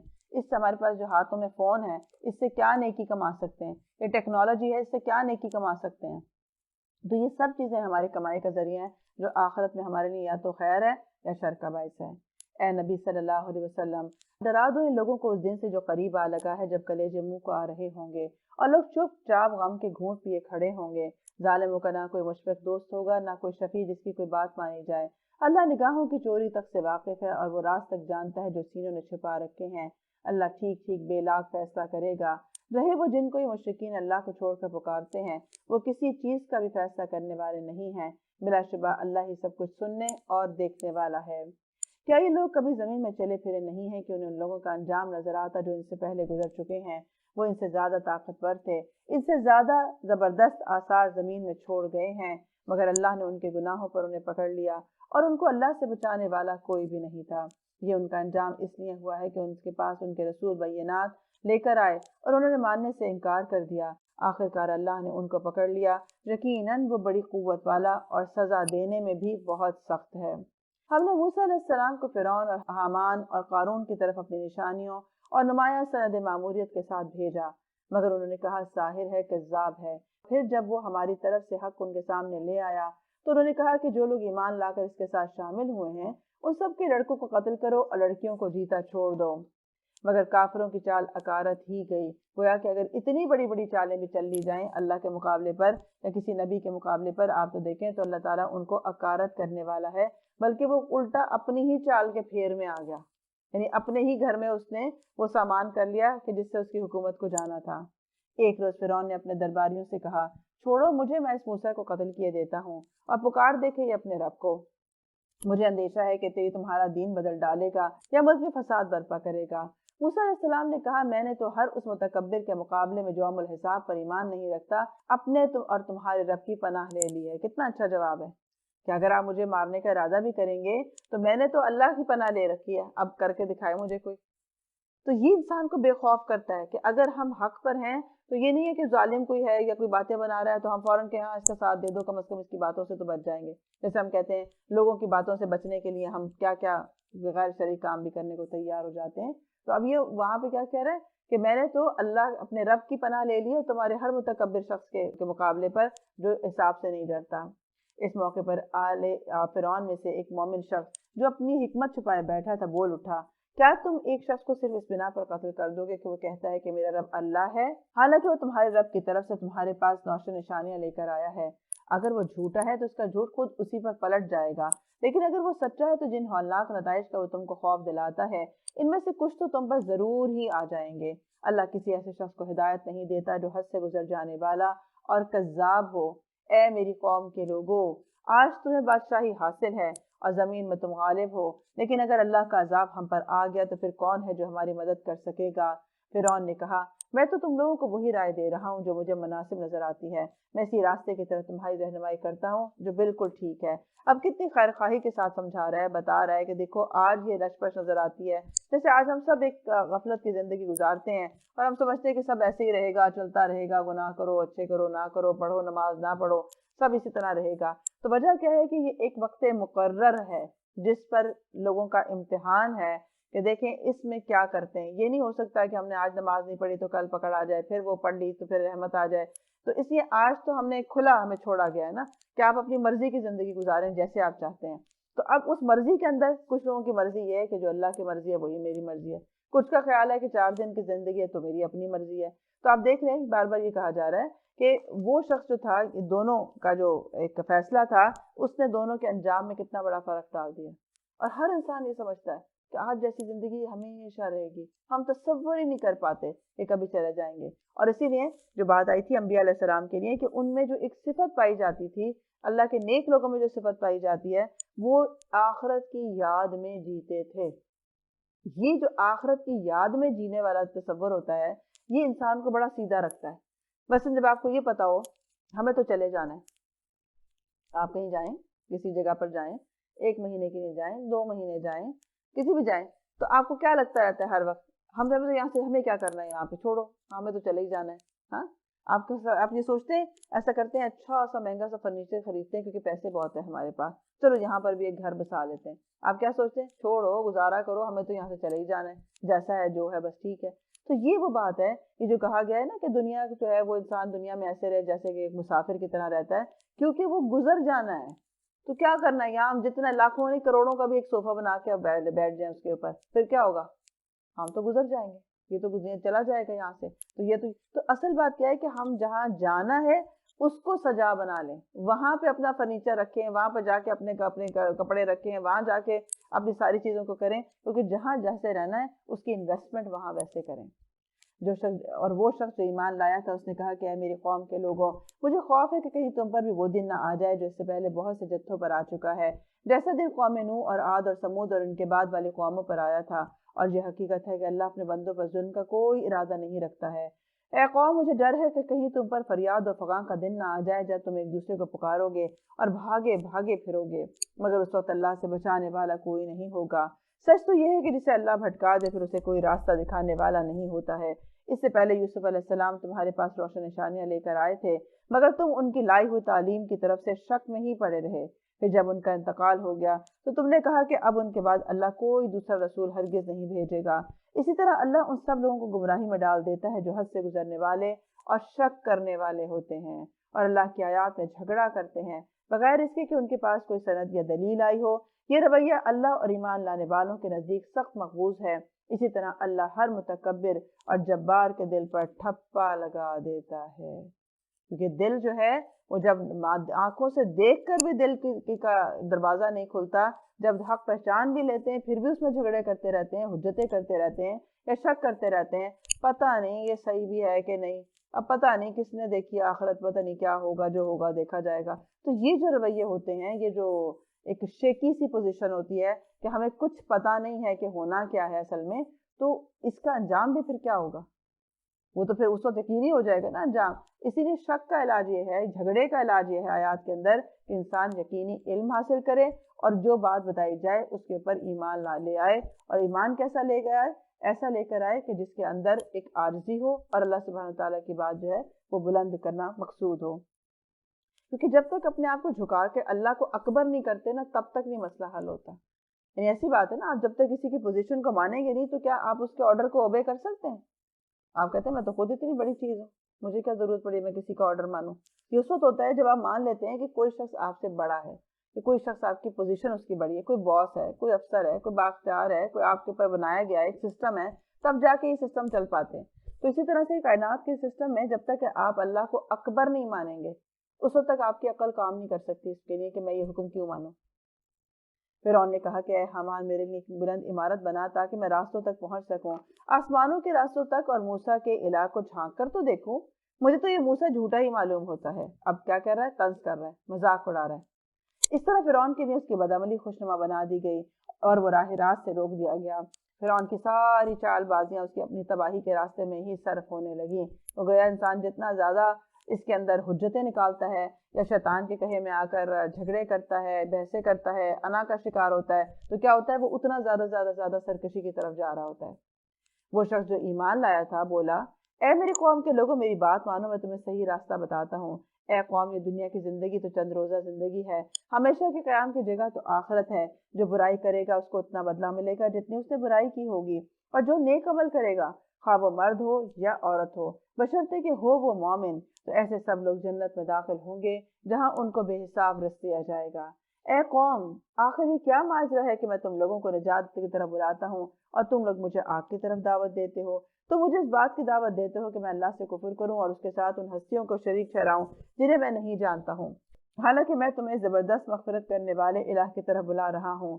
نہیں، حق یہ ہے اور اس کے خلاف نہیں ہو سکتا کہ جن کی طرف تم مجھے بلا رہے ہو ان کے لیے نہ دنیا میں کوئی دعوت ہے نہ آخرت میں، اور ہم سب کو پلٹنا اللہ ہی کی طرف ہے، اور حد سے گزرنے والے لوگ آگ میں جانے والے ہیں۔ آج جو کچھ میں کہہ رہا ہوں ان قریب وہ وقت آئے گا جب تم سب اسے یاد کرو گے، اور اپنا معاملہ میں اللہ کے سپرد کرتا ہوں، وہ اپنے بندوں کا نگہبان ہے۔ یعنی کس قدر خیر خواہی ہے کہ ہر پہلو سے بتا رہا ہے کہ آج تمہیں یہ سب ٹھیک لگ رہا ہے، آج تمہیں بڑے حجتیں سوج رہی ہیں، بڑے تمہیں کامنٹس آ رہے ہیں، بہت تمہیں لگتا ہے کہ اگر ہم یہ بات کریں گے تو ایسے ہم نکل جائیں گے ایمان کے عمل کرنے سے، تو کل ایک وقت آنے والا ہے جب تمہیں پچھتاوا ہوگا کہ کاش ہم نے مانا ہوتا، کیونکہ معاملہ اللہ کے سپرد ہے، میں کرتا ہوں، اور اللہ ہی ان کا نگہبان ہے دیکھنے کے لیے۔ ہم آخر کار لوگوں نے جو بری سے بری چالیں اس مومن کے خلاف چلیں، اللہ نے ان سب سے اس کو بچا لیا۔ یہ ہے مومن کا حق کہ اگر کوئی فرعون جیسے کے سامنے بھی حق بیان کرے گا تو اللہ چاہے تو اسے بچا لے جائے گا، کیونکہ وہ چاہے جتنا ظالم کیوں نہ ہو جائے، کیونکہ اس نے اللہ کی پناہ لی ہے۔ اور فرعون کے ساتھ خود بدترین عذاب کے پھیر میں آ گئے، دوزخ کی آگ ہے جس کے سامنے صبح شام وہ پیش کیے جاتے ہیں، اور جب قیامت کی گھڑی آ جائے گی تو حکم ہوگا کہ آل فرعون کو شدید عذاب میں داخل کر دو۔ اب یہاں سے ہمیں عذاب قبر کی بھی دلیل ملتی ہے، کیونکہ کہا جا رہا ہے کہ وہ صبح شام آگ پر پیش کیے جاتے ہیں۔ وہ ابھی تو قیامت نہیں آئی ہے تو وہ کیسے پیش کیے جاتے ہیں؟ فرعون اور اس کے جتنے پیروکار تھے، کیونکہ انسان کی قبر میں ایک دروازہ جو کھول دیا جاتا ہے اس کے انجام کے اعتبار سے، تو وہ یا تو جنت کی کھڑکی ہوتی ہے یا پھر جہنم کا دروازہ ہے، لہٰذا ان کو سزا کا جو ہے آغاز انسان کی موت کے ساتھ ہی ہو جاتا ہے۔ رسول اللہ صلی اللہ علیہ وسلم ہر نماز کے بعد عذاب قبر سے پناہ مانگا کرتے تھے۔ اللہم انی اعوذ بک من عذاب جہنم ومن عذاب القبر ومن فتنة المحیا والممات ومن شر فتنة المسیح الدجال۔ رسول اللہ صلی اللہ علیہ وسلم نے فرمایا، جب تم میں سے کوئی مر جاتا ہے تو اس کا ٹھکانہ اسے صبح و شام دکھایا جاتا ہے، اگر وہ جنتی ہے تو جنت والوں میں، اور اگر وہ دوزخی ہے تو دوزخ والوں میں، پھر کہا جاتا ہے یہی تیرا ٹھکانہ ہے اور یہاں ہی تجھے قیامت تک رہنا ہے۔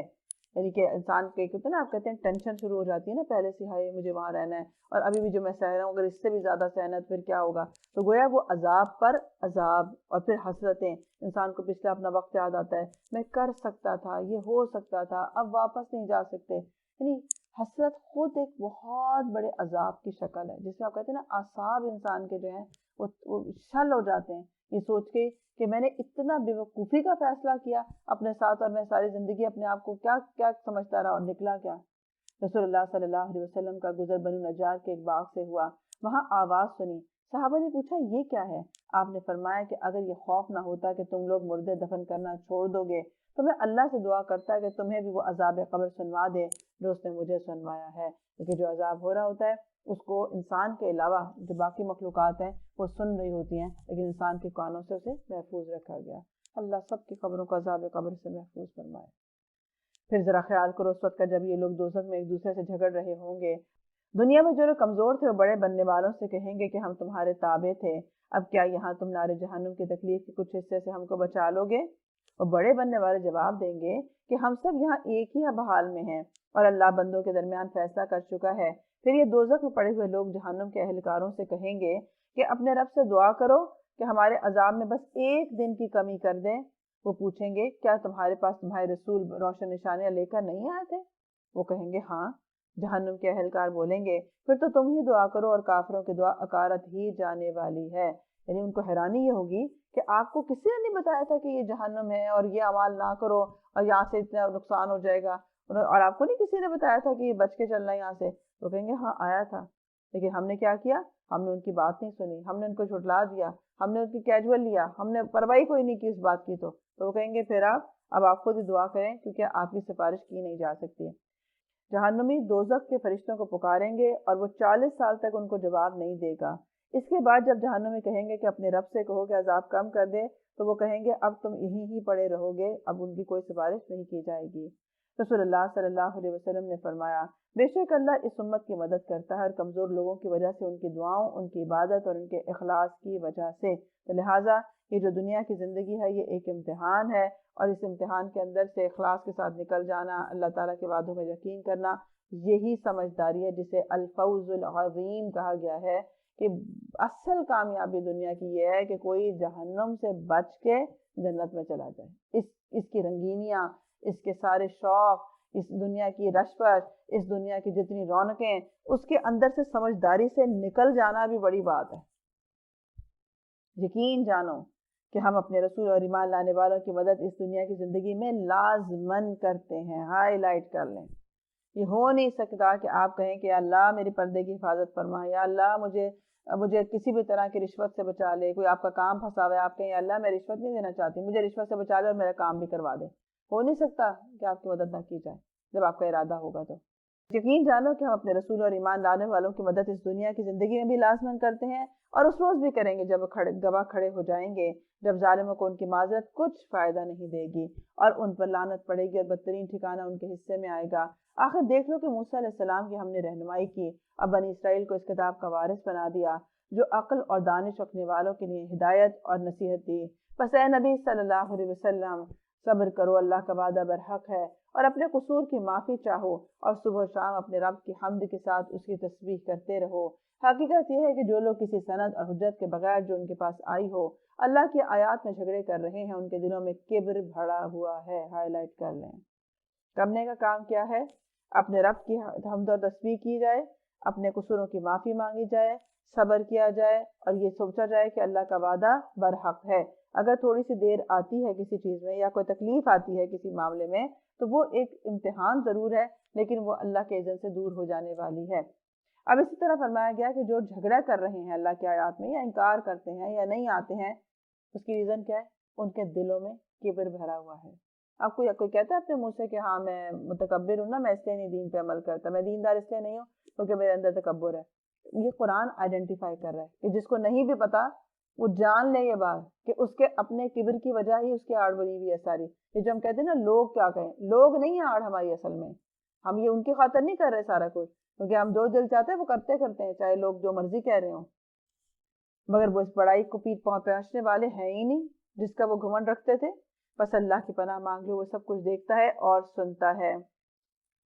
آسمان و زمین کا پیدا کرنا انسانوں کو پیدا کرنے کی بنسبت یقیناً زیادہ بڑا کام ہے، مگر اکثر لوگ جانتے ہی نہیں ہیں، اور یہ نہیں ہو سکتا کہ اندھا اور بینا یکساں ہو جائے اور ایماندار اور صالح اور بدکار برابر ٹھہریں، مگر تم لوگ کم ہی کچھ سمجھتے ہو۔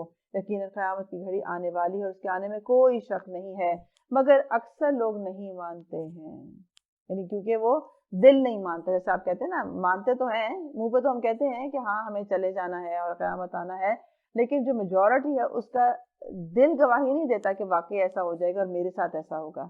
تمہارا رب کہتا ہے مجھے پکارو میں تمہاری دعائیں قبول کروں گا، مگر جو لوگ گھمنڈ میں آ کر میری عبادت سے منہ موڑتے ہیں ضرور وہ ذلیل و خوار ہو کر جہنم میں داخل ہو جائیں گے۔ اب جو اللہ تعالیٰ خود ہی فرماتے ہیں کہ مجھے پکارا جائے میں دعا سنوں گا، کیا دعا مانگنی ہے، کیا چاہیے، کیا حاجت ہے، کیا پریشانی ہے، بتائیں مجھے، میں دعا کو سننے والا اور اسے دور کرنے والا ہوں۔ تو ہم کیوں نہیں بتاتے اللہ تعالیٰ کو یہ ساری باتیں؟ ہم کیوں اللہ تعالیٰ کو اتنا دور سمجھتے ہیں؟ تو وجہ یہی ہے کہ جو جتنا اللہ سے قریب ہوتا جاتا ہے اس کے اوپر یہ پردہ ہٹتا اس کے آگے سے جاتا ہے۔ یہ جو لالچ کے پردے ہیں، یہ دنیا کی دنیا داری کے پردے ہیں، لوگوں سے متاثر ہونے کے پردے ہیں، جیسے ہم کچھ لوگ ہوتے ہیں نا وہ دنیا سے بہت متاثر ہوتے ہیں، ایسے لوگوں سے بہت متاثر ہوتے ہیں، اب وہ جیسے بھی ہو، حلال ہو حرام ہو جو بھی ہو، لیکن وہ ہوتے ہیں۔ کچھ ہوتے ہیں جب آپ دیکھیں گے جو آپ دین کی طرف آئیں گے تو آپ کا مزاج وہ بن جاتا ہے کہ آپ کو وہ چیزیں بری لگتی ہیں، جو برائی ہے وہ بری لگتی ہے، یعنی آپ کے اندر وہ میزان آ جاتا ہے کہ آپ کو دیکھ کے یہ نہیں لگتا ہاں کتنا زبردست بھائی کیا ہے، آپ کہتے ہیں کیا فحاشی ہے۔ اب یہ جو آپ کے اندر فحاشی کا آیا ہے، کانسیپٹ آیا، آپ کو کیسے پتا چلا کہ یہ فحاشی ہے؟ یہ وہ ایمان کا معیار ہے جس نے آپ کے دل کو یہ سمجھایا کہ یہ جتنے بھی فیشن ہو رہے ہیں نا اس وقت، یہ کوئی اچھا نہیں لگ رہا، کوئی ایسی نہیں آ رہی کہ انسان اٹریکٹ ہو اس کے اوپر۔ میں تو دور کی بات کروں، میں تو یہ کہوں گی جو کر رہا ہے اس کو بھی اللہ فحاشی سے بچائے۔ تو یہ ہے وہ چیز کہ اللہ سبحانہ وتعالیٰ انسان کو وہ میزان عطا کر دیتا ہے۔ تو اسی لیے فرمایا کہ دعائیں نہ کرنا بھی گھمنڈ میں آ کر جو اللہ سے منہ موڑتے ہیں تو اللہ کو یہ پسند نہیں ہے۔ انسان گناہ کرتا ہے تو دل پر ایک سیاہ داغ لگ جاتا ہے، اور جب وہ استغفار کرتا ہے تو اس کا دل چمک جاتا ہے۔ گویا استغفار کی کثرت کرنا جو ہے وہ انسان کو ایک تو مشکلات سے نکالتا ہے، اور دوسرا اللہ سبحانہ تعالیٰ کے ہاں عاجزی کے طور پر پیش کرنا اپنے آپ کو، یہ بھی کامیاب کرتا ہے۔ پھر استغفار سے جو چھوٹے بڑے سب گناہ ہیں وہ معاف ہو جاتے ہیں، خشوع کا حصول ہوتا ہے، سنت کی پیروی ہو جاتی ہے، دل کی صفائی ہوتی ہے، تزکیہ دل کا ہو جاتا ہے۔ لہٰذا اپنے دلوں کی تزکیوں کے لیے اچھی اچھی دعائیں کریں، اچھا اللہ تعالیٰ کی طرف رجوع کریں تاکہ اللہ سبحانہ تعالیٰ ہماری دعائیں سنیں۔ رسول اللہ صلی اللہ علیہ وسلم نے فرمایا کہ دعا عین عبادت ہے، اور اللہ کے نزدیک دعا سے بڑھ کر کوئی چیز قابل عزت نہیں ہے۔ مثلا کوئی شخص آپ سے کوئی مانگے کوئی ایسی چیز جو آپ کی حیثیت کے مطابق ہو اور آپ دے سکتے ہوں، تو یہ آپ کے لیے اعزاز ہوتا ہے نا، کہ کوئی شخص آپ کو مانتا ہے کہ بھائی آپ ہیں وہ جو دے سکتے ہیں، آپ ہیں جو میری بات سن سکتے ہیں۔ میں نے خاندان میں کسی سے بات نہیں کی، میں نے سوچا میں صرف آپ سے بات کروں، تو آپ کو کیا لگے گا کہ یہ اعزاز میرے لیے کہ یہ کسی اور سے بات نہیں کر سکتا تھا۔ تو اسی طرح سے یہ ایک بہت بڑی عزت کی بات ہے کہ کوئی اللہ سبحانہ وتعالیٰ سے اپنی بات کر سکے اور اس کے اوپر اعتماد کر سکے، یہ اس کے لیے بہت اعزاز کی بات ہے کہ اللہ تعالیٰ اس کی بات سنے، اس کی دعاؤں کو قبول کرے۔ رسول اللہ صلی اللہ علیہ وسلم نے فرمایا تقدیر الہی کو سوائے دعا کی کوئی چیز نہیں بدل سکتی ہے، اور سوائے صلہ رحمی اور نیکی کے کوئی چیز عمر میں اضافہ نہیں کرتی ہے، کہ جو چاہتا ہے کہ اس کے عمر اور رزق میں اضافہ ہو تو اسے چاہیے کہ وہ صلہ رحمی کیا کرے۔ صلہ رحمی کیا ہے؟ کسی ایسے رشتہ دار کے ساتھ نیک سلوک کرنا جو آپ سے نیک سلوک نہیں کرتا ہو، جو شخص آپ سے روک لیتا ہو اس کو دینا، تو یہ چیز ہے یہ اللہ کے ہاں پسندیدہ ہے۔ اور اسی طرح جو شخص نبی صلی اللہ علیہ وسلم نے فرمایا کہ آدمی جب کبھی اللہ سے دعا مانگتا ہے اللہ سے یا تو وہی چیز دے دیتا ہے جس کی اس نے دعا کی، یا اسی درجے کی کوئی بلا اس پر آنے سے روک دیتا ہے، بشرطے کہ وہ کسی گناہ کی یا قطع رحمی کی دعا نہ کرنے والا ہو۔ اسی طرح رسول اللہ صلی اللہ علیہ وسلم نے فرمایا جب تم میں سے کوئی شخص دعا مانگے تو یوں نہ کہے کہ یا اللہ مجھے بخش دے اگر تو چاہے، مجھ پر رحم کر اگر تو چاہے، مجھے رزق دے اگر تو چاہے، بلکہ اسے قطعی ہونے کے ساتھ کہنا چاہیے کہ اے اللہ میری فلاں فلاں حاجت کو پورا کر دے، اپنی رحمت سے پورا کر دے۔ وہ اللہ ہی تو ہے جس نے تمہارے لیے رات بنائی ہے تاکہ تم اس میں سکون حاصل کر سکو، اور دن کو روشن کر دیا ہے۔ حقیقت یہ ہے کہ اللہ لوگوں پر بڑا ہی فضل فرمانے والا ہے، مگر اکثر لوگ شکر ادا نہیں کرتے ہیں۔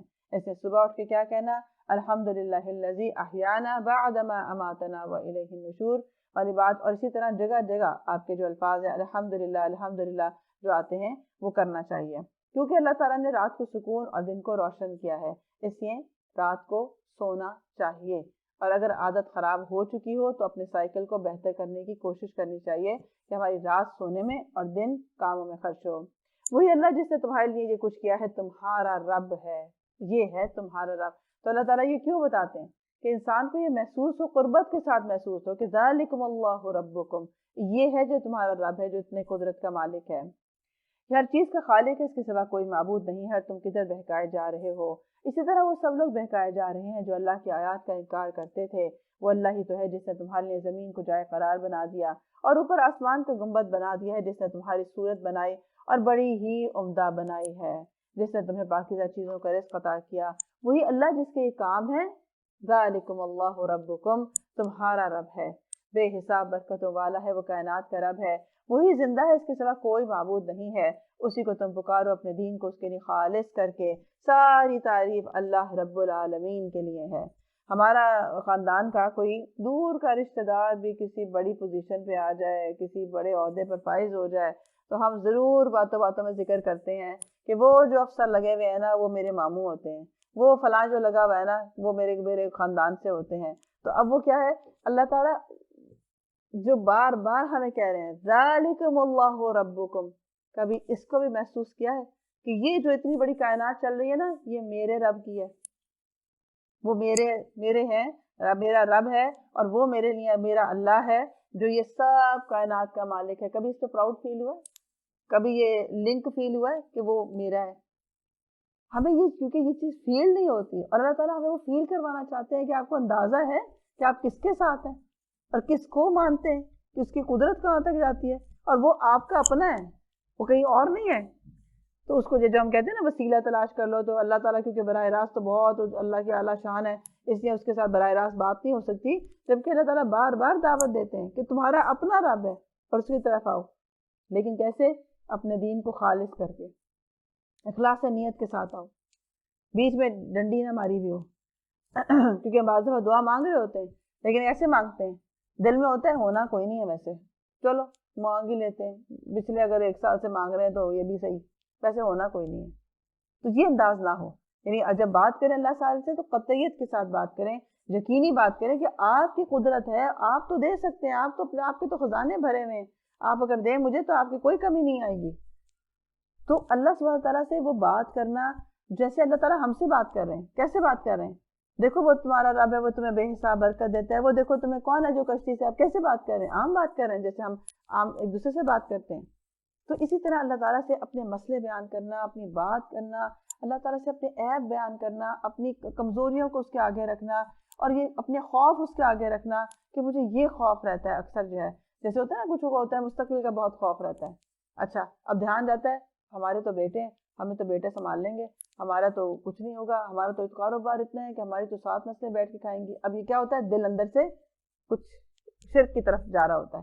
پھر اس کے یہ اللہ تعالیٰ میرے دل کو خالص کر دے، مجھے اپنے اوپر بھروسہ کرنا سکھا دے، مجھے وہ کرے. تو یہ ہے وہ چیز کہ اللہ تعالیٰ سے جو بار بار یہ ڈیمانڈ ہے کہ آپ کا اپنا رب ہے، آئیں بتائیں کہیں اس سے بات کریں کہ کیا چاہیے آپ کو.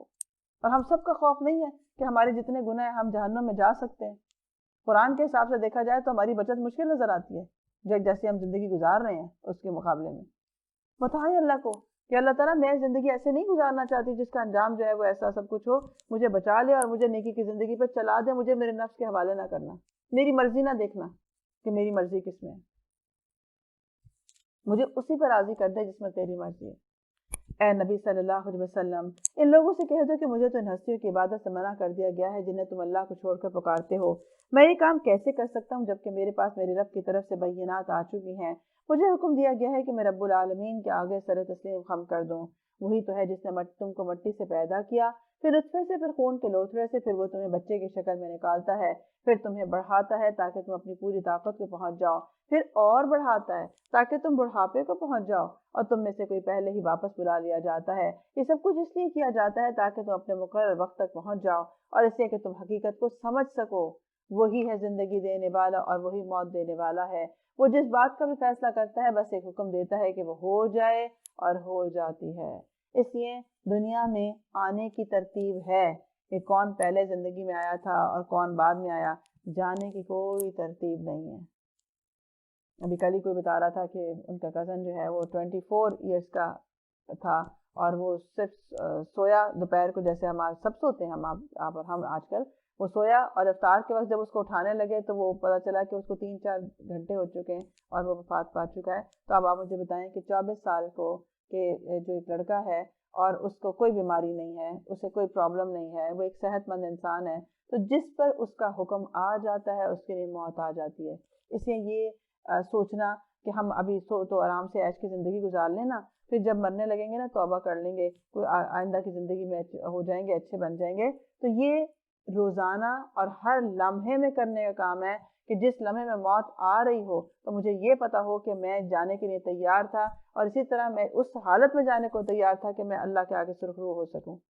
جیسے کسی اسکالر کا میں پڑھ رہی تھی کہ ان کو کینسر ہو گیا، بڑے اسکالر تھے، اللہ تعالیٰ نے ان کو موقع دیا کہ انہوں نے دین کو بڑا سرو کیا، بڑھاپے میں آئے تو ان کو کینسر ہو گیا، اور جب ان کو لے جایا گیا دوسرے ملک علاج کے لیے لے جایا گیا تو انہوں نے ان کو بتایا گیا کہ آپ کی جب کیمو ہوں گی تو آپ کے سارے بال گر جائیں گے، جھڑ جائیں گے. تو اب ایک ہوتا ہے نا بزرگ بھی ہوتے ہیں تو بزرگوں کو اکثر خوف رہتا ہے کہ ہم کسی وقت بھی جا سکتے ہیں تو ہمارا یہ اور وہ. یا اسی طرح تو دینداری کا آپ ان کا دیکھیں تقاضا کہ انہوں نے کہا کہ کیا میری داڑھی کے بال بھی جھڑ جائیں گے جب کیمو ہوگی؟ تو انہوں نے کہا جی یہ تو ہوگا. تو انہوں نے کہا بس پھر رہنے دیں آپ، مجھے علاج نہیں کرانا، میں اللہ سے بغیر داڑھی کے ملاقات نہیں کرنا چاہتا. اور یہ کہہ کے وہ واپس آ گئے. یہ ایمان کی جو مضبوطی ہے یا یہ جو انسپریشن ہے، آپ دیکھیں یہ ہوتا ہے نیک لوگوں کے ساتھ. آپ کہتے ہیں نا کہ کیا فرق پڑتا ہے ان سے، ان کی ایک ایک ادا، ان کی ایک ایک بات، ان کا زندگی میں محتاط رویہ، ان کا ہر لمحہ آخرت کے لیے جینا کہ مجھے وہاں جا کے کیا ہوگا، مجھے پہلے وہ سوچنا ہے، مجھے یہاں سے پہلے ادھر کی بات سمجھ میں آنی چاہیے کہ وہاں کیا ہوگا. تو یہ چیز ہے جو بار بار جس کی تعریف اللہ سبحانہ وتعالیٰ فرماتے ہیں کہ وہ جو ایمان لائے، وہ جو اللہ کے لیے جیے، تو یہ وہ لوگ ہیں. اس لیے مرنے کا وقت کوئی نہیں پتا.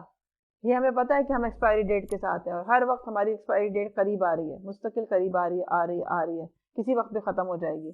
ایک آپ اتنا چھوٹا سا ٹین لے آتے ہیں، آپ جو پیکڈ فوڈ لے کر آتے ہیں اور اس کے اوپر آپ پہلے دیکھ لیتے ہیں کہ ایکسپائری کتنی ہے.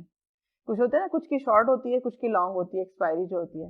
تو جب آپ دیکھتے ہیں کہ ایکسپائری اتنی ہے اس کی، تو آپ کیا کوشش کرتے ہیں کہ اسے کیا کریں، جلدی استعمال کر لیں. کیوں؟ ضائع نہ ہو جائے. کیا ضائع نہ ہو جائے کہ ایسا نہ ہو کہ میں استعمال نہ کروں اور وہ ایکسپائری ڈیٹ آ جائے اور مجھے پھینکنا پڑ جائے. تو کہاں یہ کہ انسان کی جو جان، اتنی قیمتی جان جو ہے، اس کے اوپر یہ پتہ ہے کہ ایکسپائری لکھی ہوئی ہے، یہ نہیں پتا کون سی، لیکن لکھی تو ہوئی ہے ایکسپائری اس کے اوپر.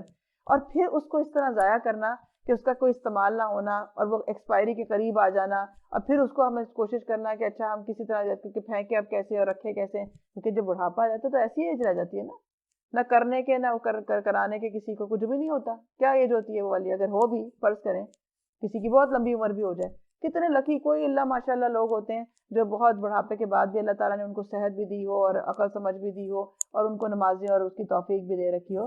میجورٹی کا آپ دیکھیں کہاں رہتا ہے اگر زندگی بھی رہے تو. تو جو آج کا ہر لمحہ ہے وہ محاسبے کا لمحہ ہے. حساب خود لیں اس سے پہلے کہ حساب لیا جائے. اور تم نے دیکھا ان لوگوں کو جو اللہ کی آیات میں جھگڑے کرتے ہیں، کہاں سے وہ پھرائے جا رہے ہیں. یعنی جھگڑا کیسے ذہن میں آ جاتا ہے کہ اس بات پہ جھگڑنا چاہیے، یا یہ بات کیسے جرت کیسے ہو جاتی ہے کہ ایک بات دین کی جائے اور اس کے اوپر بحث کی جائے. یہ لوگ جو اس کتاب کو اور ان ساری کتابوں کو جھٹلاتے ہیں جو ہم نے اپنے رسولوں پر بھیجی تھیں، عنقریب انہیں معلوم ہو جائے گا کہ جب توق ان کی گردنوں میں ہوں گے اور زنجیریں جن سے پکڑ کر وہ کھولتے ہوئے پانی کی طرف کھینچے جائیں گے اور پھر دوزخ کی آگ میں جھونک دیے جائیں گے. پھر ان سے پوچھا جائے گا کہ اب کہاں ہے اللہ کے سوا وہ دوسرے الہ جن کو تم شریک کرتے تھے؟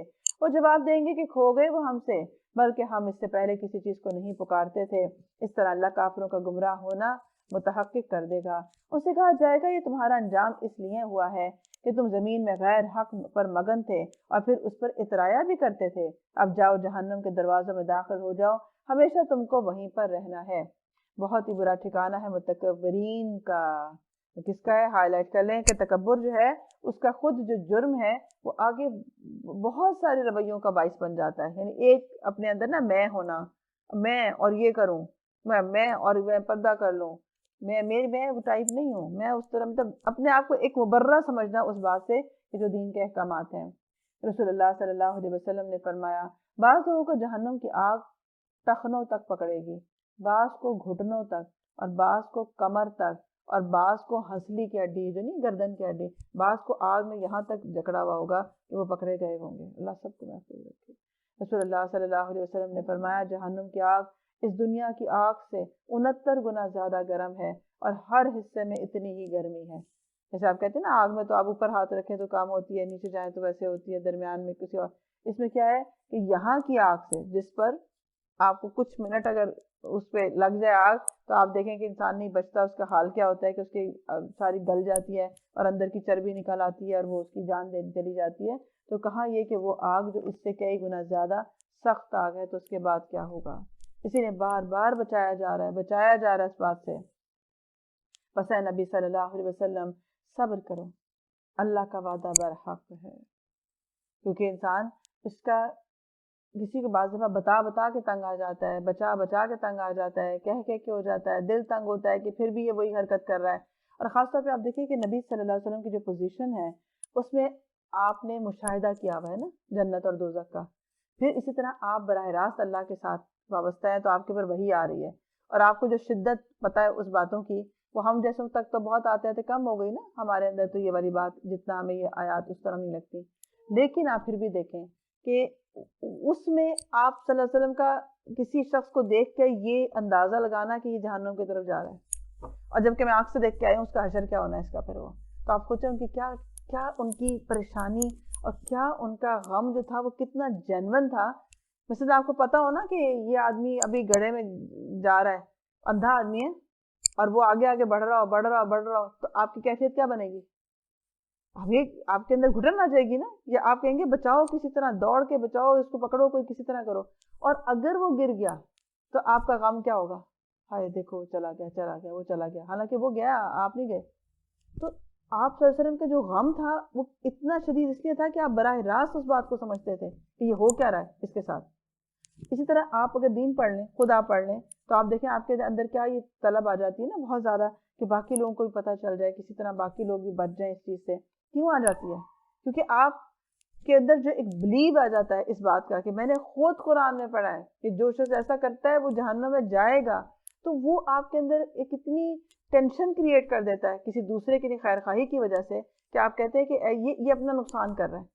اب اگر وہ لاکھ کہے نا اچھا بس مجھے نہ کہا کرو، بس جو ہے ٹھیک ہے مجھے کرنے دو جو میں کروں، آپ کر سکتے ہیں، باز آ سکتے ہیں کہ نہیں یہ جو کر رہا ہے کرتا رہے؟ نہیں کر سکتے. تو وجہ یہ ہے کہ اس پہ صبر کرنا بہت مشکل ہوتا ہے.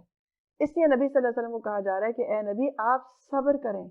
پتہ ہے یہ بہت ایک مشکل مرحلہ ہوتا ہے کہ آنکھوں دیکھے انسان کسی کو دیکھے کہ وہ نہیں مانتا، وہ نہیں اس کی طرف آتا، وہ غلط کام کر رہا ہے، اس کا انجام بھی پتہ چل رہا ہے، اور پھر انسان اسی کو دیکھتا رہے اور بات نہ اس کی مانے کوئی. تو اللہ کا وعدہ برحق ہے.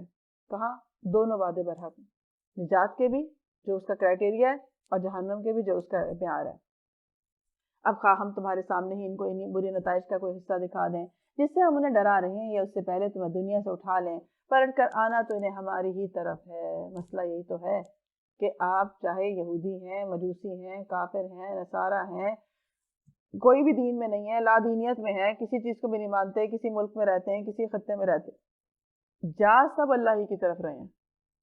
مطلب یہ نہیں ہو سکتا نا کہ آپ کہیں کہ ہم تو نصارہ ہیں، ہم تو نہیں مانتے، تو آپ کسی اور طرف جا رہے ہو تو چلو آپ کے حساب سے پھر شاید آپ کی وجہ ہو جائے.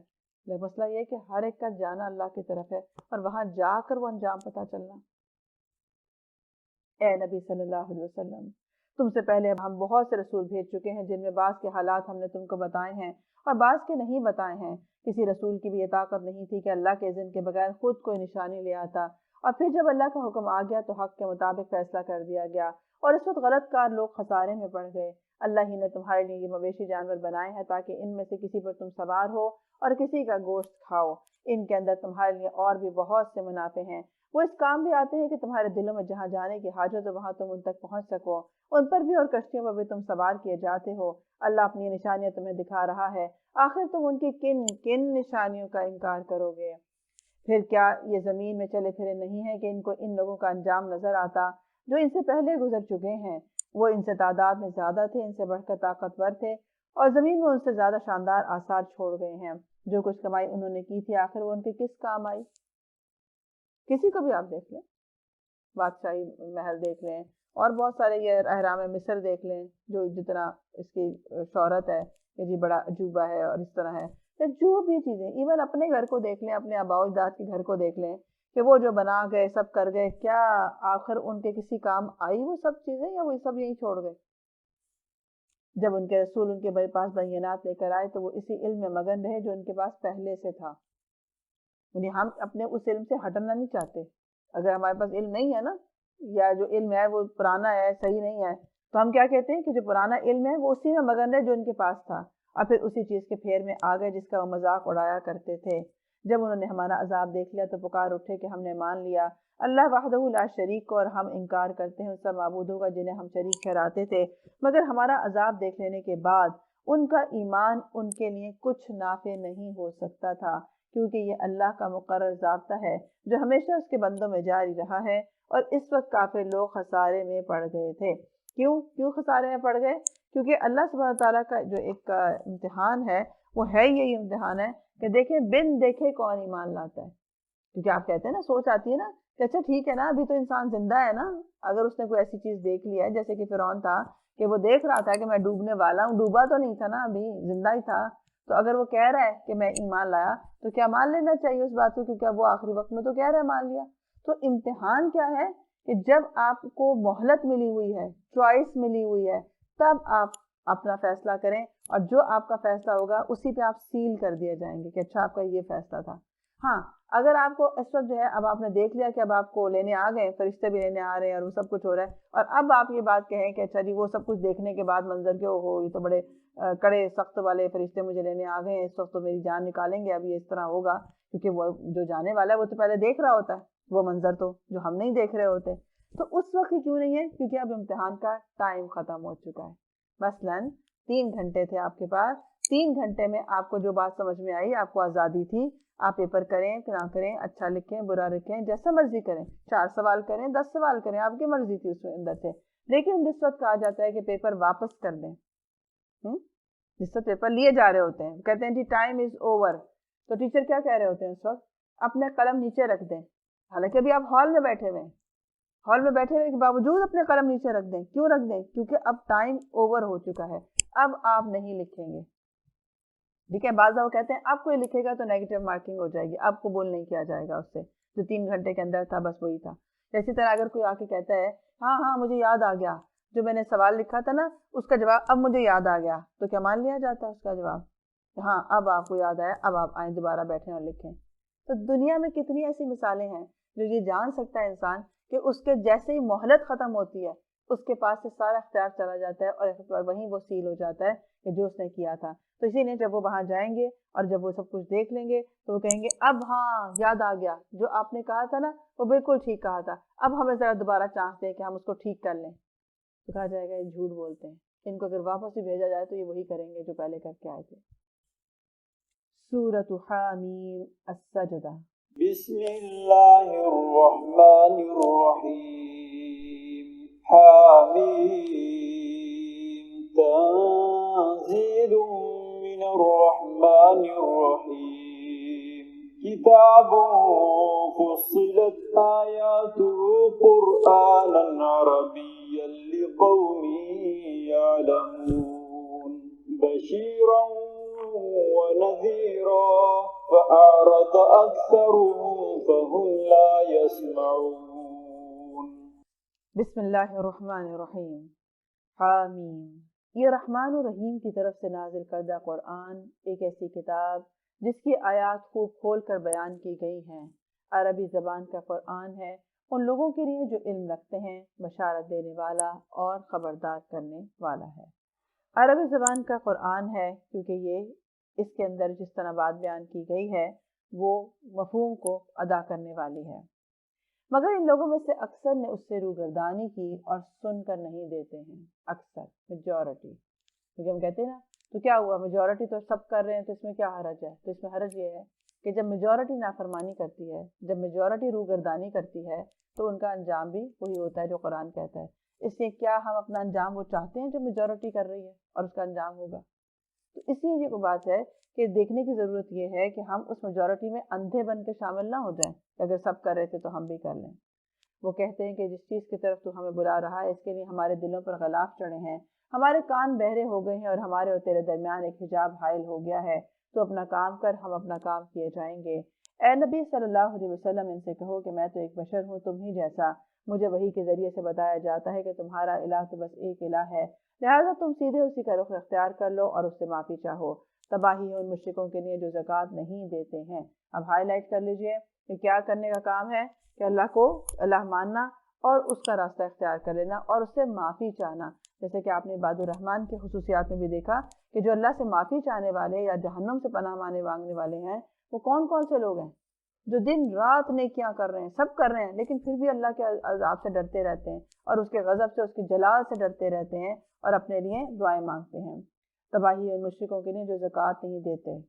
زکوٰۃ مشرکوں پہ ہوتی ہے، تو گویا کہ جو ہم اپنے آپ سے خود ہی چیزوں کو بنا لیتے ہیں یا اس کے اندر شرک شامل کر لیتے ہیں، مثلا دولت کی اتنی محبت اپنے اندر رچ بس جاتی ہے کہ وہ نکالنا مشکل ہو جاتا ہے زکوٰۃ کو، اور پھر اتنے سوال ہوتے ہیں زکوٰۃ کے بارے میں۔ آپ دیکھیں کہ اگر سمپل کسی کو یہ پتہ چل جائے میرے پر زکوٰۃ ہے اور آپ نکال دیں، اس کے بے شمار سوال پھر کیوں نکلتے ہیں؟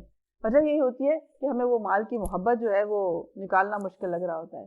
تباہی ان مشرکوں کے لیے جو زکوٰۃ نہیں دیتے اور آخرت کے منکر ہیں، رہے وہ لوگ جنہوں نے مان لیا اور نیک اعمال کیے ہیں، ان کے لیے یقیناً ایسا اجر ہے جس کا سلسلہ کبھی ٹوٹنے والا نہیں ہے۔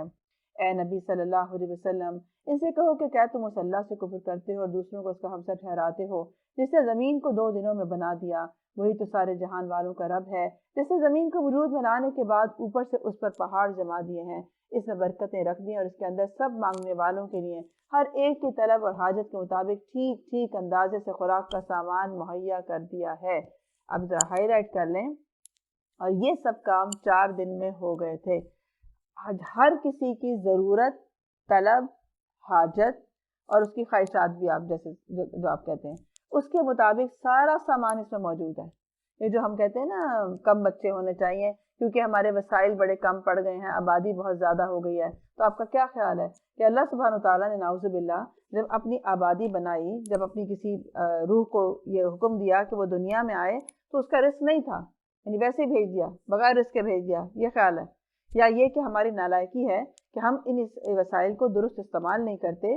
کچھ لوگ سارے وسائل پر قبضہ کر لیتے ہیں، امیر سے امیر تر ہوتے چلے جاتے ہیں، پھر ہماری پلاننگ صحیح نہیں ہوتی، ہم ڈسٹریبیوشن صحیح نہیں کرتے، ہم محنت نہیں کرتے، ہم اپنے وسائل کو بڑھانے کی کوشش نہیں کرتے، اور جب وہ بیلنس خراب ہو جاتا ہے تو ہم کہتے ہیں اب آبادی جو ہے اس کو کم کر لیا جائے کیونکہ ہمارے پاس تو وسائل نہیں ہیں۔ تو بیسیکلی اللہ سبحانہ تعالیٰ نے جتنی آبادی دنیا میں کی ہے، چاہے وہ ایک کیڑا کیوں نہیں پیدا کیا، چاہے وہ مچھر کیوں نہیں پیدا کیا، تو اس کا رزق اس دنیا میں موجود ہے اور ہر آنے والے کا رزق موجود ہے۔ آپ ایک چھوٹا سا اپنا گھر چلاتے ہیں، آپ کے گھر میں کبھی سودا کم ہوتا ہے؟ نہیں ہوتا۔ کیوں نہیں ہوتا؟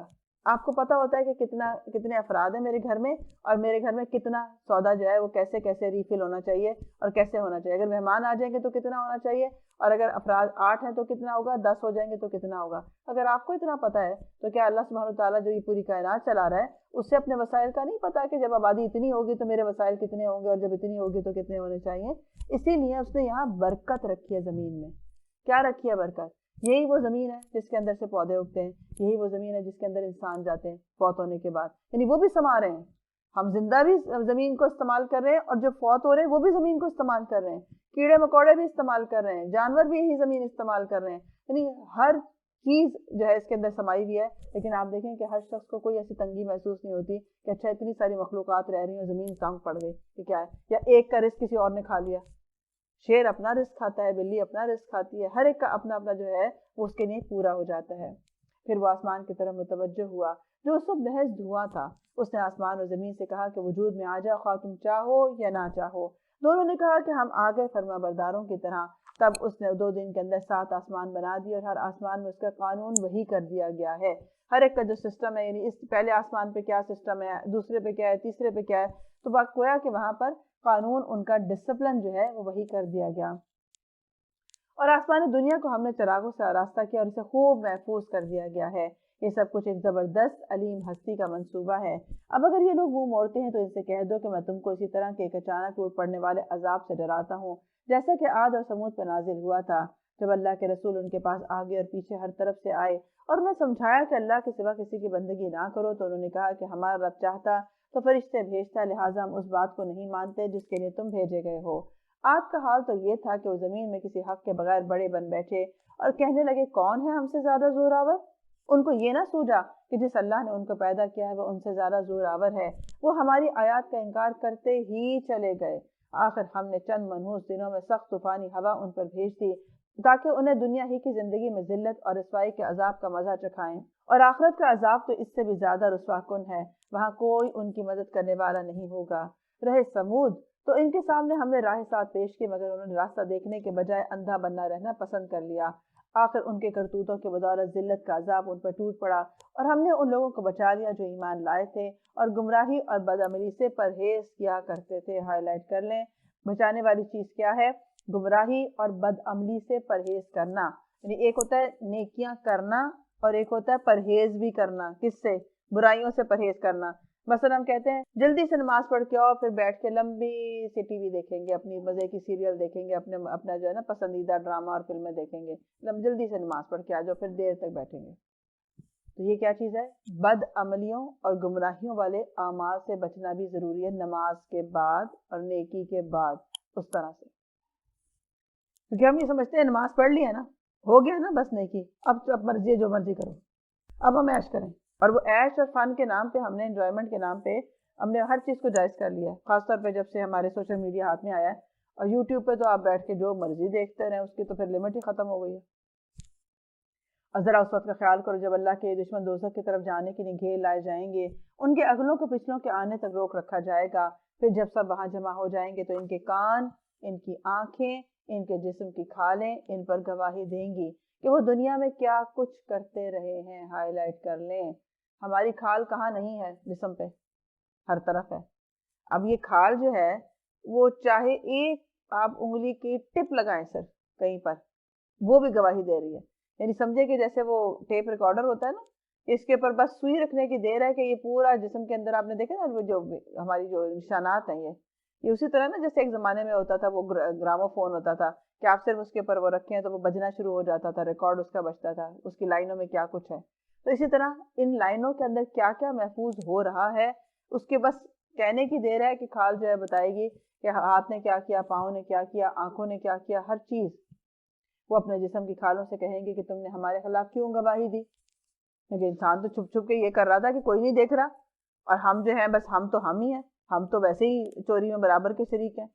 تو وہ حیران رہ کے پوچھے گا کہ تم نے میرے خلاف گواہی کیوں دی؟ وہ جواب دیں گی کہ ہمیں اسی رب نے گویائی عطا کی ہے جس نے ہر چیز کو گویائی عطا کی تھی، اس نے تم کو پہلی مرتبہ پیدا کیا تھا اور اب اسی کی طرف تم کو واپس لائے جا رہے ہو۔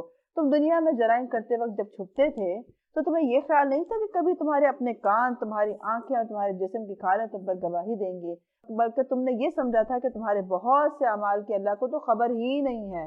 تمہارے گمان جب تم نے اللہ کے بارے میں کیا تھا تمہیں لے ڈوبا، اور اسی کی بدولت تم خسارے میں پڑ گئے۔ اس حالت میں صبر کریں یا نہ کریں، آگ ہی میں ان کا ٹھکانہ ہوگا، اور اگر رجوع کا موقع چاہیں گے تو انہیں موقع نہیں دیا جائے گا۔ کیوں نہیں دیا جائے گا؟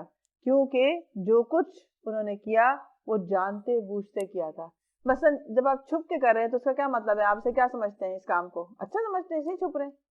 آپ کو پتہ ہے کہ یہ غلط ہے، اور آپ جو کر رہے ہیں کام وہ سرکشی کر کے کر رہے ہیں، یعنی نافرمانی ہی کر کے کر رہے ہیں۔ تو اس لیے ایک ہوتا ہے نا نادانی میں ہو جانا کہ پتہ نہیں تھا، مثلا اب آپ قرآن پڑھ رہے ہیں تو آپ کو پتہ چلا او اچھا غیبت گناہ ہے، مجھے تو پتہ ہی نہیں تھا۔ ٹھیک ہے، پتہ تو سب کو ہوتا ہے لیکن بہرحال پھر بھی آپ کو شدت نہیں بتاتی۔ اور ایک ہوتا ہے کہ نہیں مجھے پتہ ہے لیکن بس وہ کیا کروں کہ لذت جو ہے نا نفس کی، وہ بندہ گھماتے گھماتے نا این ان ویڈیوز پہ چلا جاتا ہے، اور بس وہ ایک سلسلہ شروع ہو جاتا ہے، پھر میں ایک دیکھتی ہوں، پھر میں دوسری دیکھتی ہوں، پھر میں باز ہی نہیں آتی ہوں، کیوں مجھے پتہ ہوتا ہے، بعد میں افسوس بھی ہوتا ہے لیکن میں باز بھی نہیں آتی ہوں۔ تو یہ جو لیکن کر کے اپنے آپ کو جواز دینا ہوتا ہے نا کہ پتہ سب کچھ ہے، تو یہ بہت خطرناک چیز ہے۔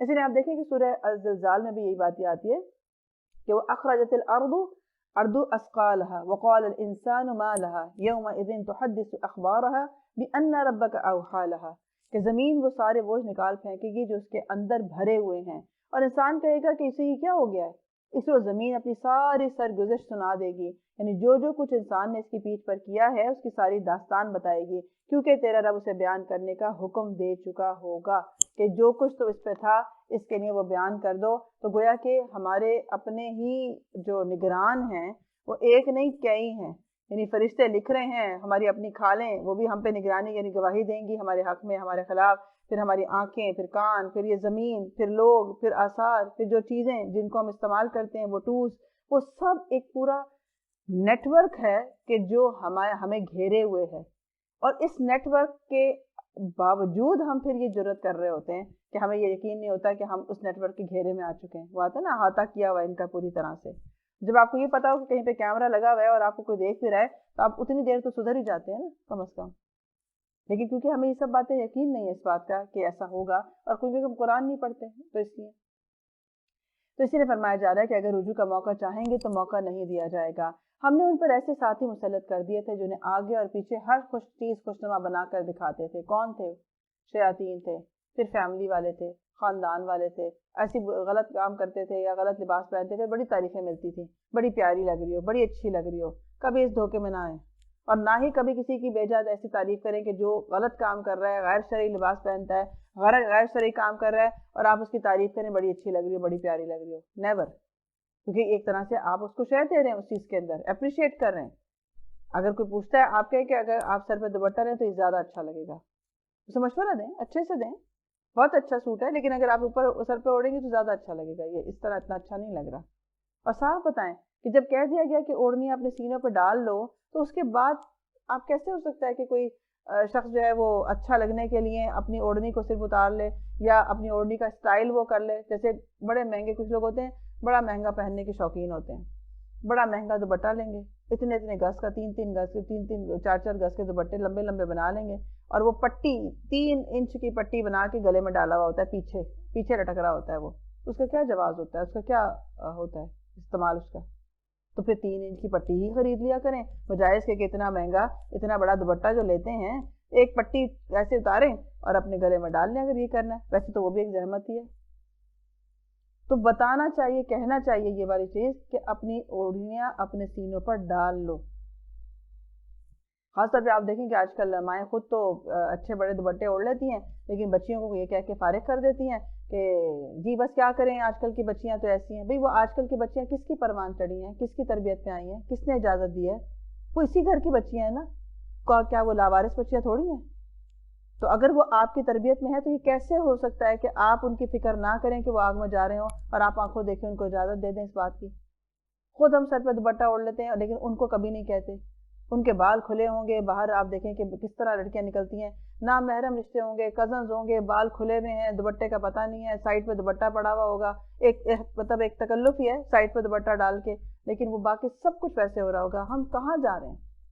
اور وہ بھی ہمارے جیسے خاندان کے لوگ ہی. یعنی یہ نہیں ہے کہ ہم کہیں کہ ایک تو ہے نا وہ نسل ہے جو انگریز نسل پیدا ہوئی تھی اور انگریز کے طور طریقے سیکھتی تھی. ہم جیسے لوگ تو وہ ہیں کہ جن کی مائیں سر پہ دوپٹہ اوڑھنے والی ہیں، جن کے جو خاندان کے لوگ سر پہ دوپٹہ، لیکن ہم نے یہ جواز دے کے کہ بس کیا کریں آج کل کی بچیاں وہی کریں جو آپ کی ماں نے کیا تھا. آپ نے دوپٹہ کیسے اوڑھا تھا سر پہ؟ آپ کو کیسے حیا آئی تھی، یا آپ کو کیسے سمجھ میں آیا تھا کہ ہمیں یہ دوپٹہ اوڑھنا چاہیے یا ہمیں کرنا چاہیے؟ یا تو آپ صحیح سمجھ کے یہ کرتے ہیں کہ بھائی یہ ہونا چاہیے، تو پھر آپ اپنی بیٹی کے لیے بھی وہی صحیح سمجھیں جو آپ اپنے لیے سمجھتے ہیں، اور اگر آپ اسے غلط سمجھتے ہیں تو پھر آپ خود بھی نہیں کرنا چاہیے. یہ تربیت بہت بڑی ذمہ داری اور بہت بڑی جواب دہی ہے جو ہمیں کرنا ہوگی. ہم صرف یہ کہہ کے نہیں رہ سکتے کہ آج کل کے بچے اور آج کل کے وہ ہم نے جو کروانا چاہا وہ ہم کرواتے ہیں اپنے بچوں سے. یہ بالکل غلط جواز ہے. جو ہم چاہتے ہیں کہ بچے کریں وہ آپ کے کہے پر وہ کرتے ہیں. یہ الگ بات ہے کہ جہاں آپ ڈھیل دینا چاہتے ہیں جان بوجھ کے آپ وہاں ڈھیل دیتے ہیں تو وہ یہ چیز ہوتی ہے. تو اس لیے کیونکہ کیا باپ ہونے کے ناطے، بھائی ہونے کے ناطے، ماں باپ ہونے کے ناطے، ماں ہونے کے ناطے اگر آپ بچی کو کہیں کہ دوپٹہ صحیح طرح اوڑھو، ایون بعض لوگ ہوتے ہیں شادی کے بعد بچیوں کو آزاد کر دیتے ہیں کہ اب تو اس کا شوہر جیسا مرضی رکھے. یہ کیسے ہو سکتا ہے؟ نیکی کا حکم تو برائی سے روکو. تو آپ اپنی اولاد کو شادی کے بعد کیا سمجھتے ہیں کہ کیا وہ اس سے ابر رہا ہو گئی ہے کہ اس کو یہ بتایا جائے کہ دوپٹہ اوڑھنا چاہیے اور کس طرح اوڑھنا چاہیے؟ اور کیسے آہستہ آہستہ غیرت پہ ختم ہوتی چلی جاتی ہے کہ پہلے کم از کم مردوں میں یہ چیز ہوتی تھی کہ مردوں کو اس بات پہ ٹوکتے تھے کہ صحیح طرح دوپٹہ لیا جائے. اگر بھائی بیٹھا ہے، باپ ہے، یا کوئی اور چچا ہے، تایا ہے، کوئی ماموں بیٹھا ہے، کوئی اور بیٹھا ہے، اب اس کی بھی حیا ختم ہو گئی کہ وہ دوپٹہ آپ چاہے باہر چلے جائیں تو بھی وہی ڈریسنگ ہوتی ہے، کسی غیر محرم کے ساتھ ہو جائیں، کسی محرم کے ساتھ ہو جائیں، کچھ حالات نہیں. وجہ کیا ہوتی ہے؟ ان کے ساتھی ہم نے ان کے اوپر ایک ایسے ساتھی مسلط کر دیے تھے جو انہیں آگے پیچھے ہر چیز خوشنما بنا کر دکھاتے تھے. لگتا ہے ہم بڑی پیاری لگ رہی ہیں اس طرح سے، شاید خوش فہمی. آخرکار ان پر بھی وہی فیصلہ عذاب چشمہ ہو کر رہا جو ان سے پہلے گزرے ہوئے جنوں اور انسانوں کے گروہوں پر چسپاں ہو چکا تھا. یقیناً وہ خسارے میں رہ جانے والوں میں سے ہے. یعنی گویا ہم اپنی اولاد کو خود اپنے ہاتھوں جہنم میں جاتا ہوا دیکھ رہے ہیں، لیکن ہم یہ کہہ رہے ہیں بس وہ کیا کریں آج کل کے بچے. تو پھر آپ خود سوچیں کہ اس وقت اگر ایک جہنم میں جاتا ہے اور دوسرا نہیں ہوتا. یہ ہے وہ جدائیاں، یہ ہیں وہ خسارے جس کو کہا گیا کہ یہ ہے وہ اصل دیوالیہ، جو آپ نے کل والے پارے میں بھی پڑھا تھا کہ یہ اصل دیوالیہ ہے کہ جس میں اس نے خود اپنے آپ کو اور اپنے گھر والوں کو جو تھا وہ جہنم میں ڈال دیا اور اس نے احساس نہیں کیا. یہ منکرین حق کہتے ہیں کہ اس قرآن کو ہرگز نہ سنو، اور جب یہ سنایا جائے تو اس میں خلل ڈالو، شاید کہ اس طرح تم اس پر غالب آ جاؤ. کیونکہ جب کوئی قرآن کی بات کی جائے، جب کوئی نصیحت کی جائے تو اکثر لوگ ہوتے ہیں نا بیچ میں ایسی بات شروع کر دیں گے، مذاق اڑانے لگیں گے یا انٹرپشن شروع کر دیں گے یا موضوع بدل دیں گے ایک دم سے، اچھا چلو چھوڑو اب اس کو، جو کر رہا ہے جیسا کر رہا ہے ہمیں کیا، اس سے جانے دو۔ کیوں؟ تاکہ تم ان پہ غالب آ سکو۔ وہ اس لیے کرتے ہیں تاکہ یہ بات نہ سننے کو مل جائے یا کہیں یہ بات اوپر نہ آ جائے، تو ہم کوئی ایسی بات کریں کہ یہ دب جائے اور ہماری بات اوپر آ جائے۔ ان کافروں کو ہم سخت عذاب کا مزہ چکھا کر رہیں گے، اور جو بدترین حرکات ہی کرتے رہیں ان کا پورا پورا بدلہ انہیں دیں گے۔ وہ دوزخ ہے جو اللہ کے دشمنوں کو بدلے میں ملے گی، اور اسی میں ہمیشہ ہمیشہ ان کا گھر ہوگا۔ یہ ہے سزا اس جرم کی کہ وہ ہماری آیات کا انکار کرتے رہے۔ وہاں یہ کافر کہیں گے کہ اے ہمارے رب، ذرا ہمیں دکھا دے ان جنوں اور انسانوں کو جنہوں نے ہمیں گمراہ کیا تھا، ہم انہیں پاؤں تلے روٹ ڈالیں گے تاکہ وہ خوب ذلیل و خوار ہو سکیں۔ یعنی کیوں کریں گے؟ کیونکہ ان کو غصہ کس بات پر ہوگا کہ ان کی وجہ سے ہم اس راستے پر آئے۔ لیکن کیا کوئی بھی کسی کی وجہ سے اگر چلا جائے گا تو کیا اس کی بچت ہو جائے گی؟ کیونکہ بعض دفعہ ایک تو مرحلہ وہ ہے نا کہ والدین نے تربیت ہی نہیں اچھی کی گئی، ان کو دین سکھایا ہی نہیں ہے۔ دنیا کی بڑی ڈگریاں ہیں، یہ بھی ہے وہ بھی ہے، یہ بھی کر لو وہ بھی کر لو، 8-10 سال بھی اگر کرتے رہیں، تعلیم حاصل کرتے رہیں تو بہت فخر سے ہے۔ لیکن جب دین کی باری آئے تو وہ اس کے لیے شاید کچھ مہینے بھی دینے کو تیار نہیں ہوتے، یا اس کا انتظار کرتے ہیں کہ شاید اولادیں ہاں کریں گی تو ہم ان کے کریں گے۔ کیا ہم نے ان کو یونیورسٹیاں بھیجنے کے لیے ان کی ہاں لی تھی پہلے؟ یا ہم نے اسکول بھیجا اور ہم نے کہا پڑھنا ہی پڑھنا ہے؟ یہ تو ہو ہی نہیں سکتا کہ آپ کو نہ پڑھنا ہوگا۔ تو یہ وہ چیز ہے کہ ہمیں آنکھیں کھول کے زندگی گزارنی چاہیے کہ ہم جن کے ذمہ دار ہیں یا جن کو ہمیں چاہیے کہ ہم ان کی تربیت کریں، ان کو جہنم سے بچائیں، اس میں کوتاہی جو ہے یہ بہت بڑی کوتاہی ہے۔ یہ معمولی بات نہیں ہے کہ اپنے بچوں کو یا اپنے گھر والوں کو دین کی بات نہ بتانا یا ان کو رغبت نہ دلانا یا ان کو یہ احساس نہ دلانا کہ یہ تم پہ فرض ہے۔ جن لوگوں نے کہا کہ اللہ ہمارا رب ہے، خوبصورت آیات، اس کے مقابلے پر ان الذين قالوا ربنا الله ثم استقاموا تتنزل عليهم الملائكة الا تخافوا ولا تحزنوا وابشروا بالجنة التي كنتم توعدون۔ جن لوگوں نے کہا کہ اللہ ہی ہمارا رب ہے اور پھر وہ اس پر ثابت قدم رہے، یقیناً ان پر فرشتے نازل ہوتے ہیں اور ان سے کہتے ہیں کہ نہ ڈرو نہ غم کرو اور خوش ہو جاؤ اس جنت کی بشارت سے جس کا تم سے وعدہ کیا گیا ہے۔ ہم اس دنیا کی زندگی میں تمہارے ساتھی ہیں اور آخرت میں بھی وہاں جو کچھ تم چاہو گے تمہیں ملے گا، اور ہر چیز جس کی تم تمنا کرو گے وہ تمہاری ہوگی۔ یہ ہے سامان ضیافت اس ہستی کی طرف سے جو غفور اور رحیم ہے۔ اللہ غفور الرحیم کہا کس لوگوں کے لیے ہے؟ جو نیکیاں کرتے رہتے ہیں اور اس کے بعد اللہ سے ڈرتے رہتے ہیں کہ کہیں کوئی چیز ہمارے سے اس کے حق میں کمی نہ ہو جائے۔ جنت کی زندگی میں وہ ایک دوسرے کو پکاریں گے کہ بے شک تم ہمیشہ زندہ رہو گے، کبھی موت نہیں آئے گی، اور تندرست رہو گے، کبھی بیماری نہیں آئے گی، ہمیشہ جوان رہو گے، کبھی بڑھاپا نہیں آئے گا، ہمیشہ نعمتیں ملیں گی، کبھی ختم نہیں ہوں گی، اور جنت میں تمہارے لیے پھل ہیں ہر قسم کے۔ اگر جنتیوں میں سے ایک شخص جھانک لے اور اس کے کنگن نظر آ جائیں تو ان کی روشنی سے سورج کی روشنی اس طرح مٹ جائے جیسے سورج کی روشنی سے ستارے ماند پڑ جاتے ہیں۔ یعنی جیسے ہی سورج نکلتا ہے تو پتہ نہیں چلتا نا ستارے غائب، تو اسی طرح سے اگر وہاں جنتیوں کے کنگن جو ہے اگر اس کی روشنی ذرا سی زمین پہ پڑ جائے تو سورج ماند پڑ جائے۔ اب ان کو کیوں مل رہا ہے؟ کیونکہ انہوں نے ایک دفعہ کہا کہ اللہ ہمارا رب ہے، پھر ثم استقاموا، پھر وہ زندگی بھر اس پر جمے رہے، استقامت کے ساتھ رہے۔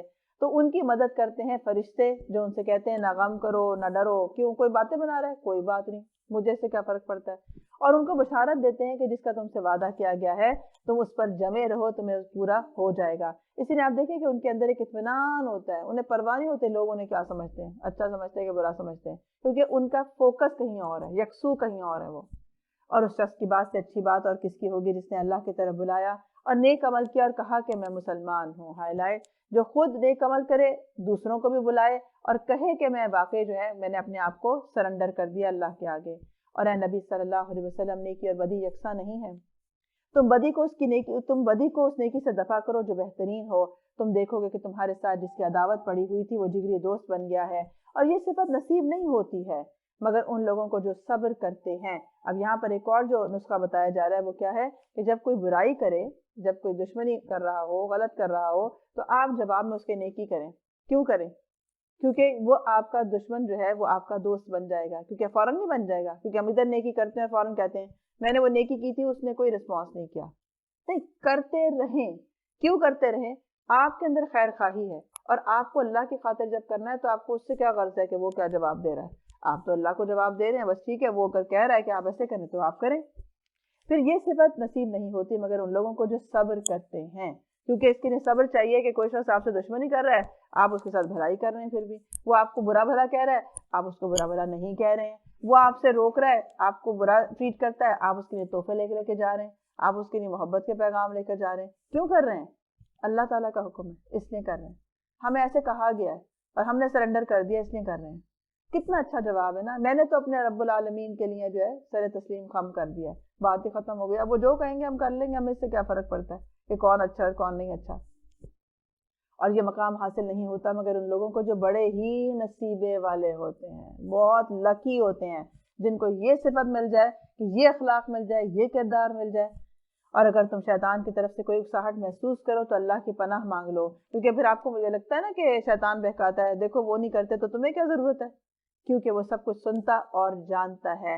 لہٰذا اگر شیطان کوئی اکساہٹ ڈالے تو اللہ کی پناہ لے لو، اعوذ باللہ من الشیطان الرجیم فوراً پڑھ کے اپنے دل پہ تھتکاریں کہ نہیں، مجھے کسی کے لیے ایسے نہیں سوچنا چاہیے تھا، میں نے بالکل غلط سوچا، جو کر رہا ہے اس کا اپنا عمل ہے، جو میں کروں گی میرے نہیں، اپنا عمل ہے، مجھے اس سے کیا فرق پڑتا ہے کہ کوئی اچھا ہے یا برا ہے۔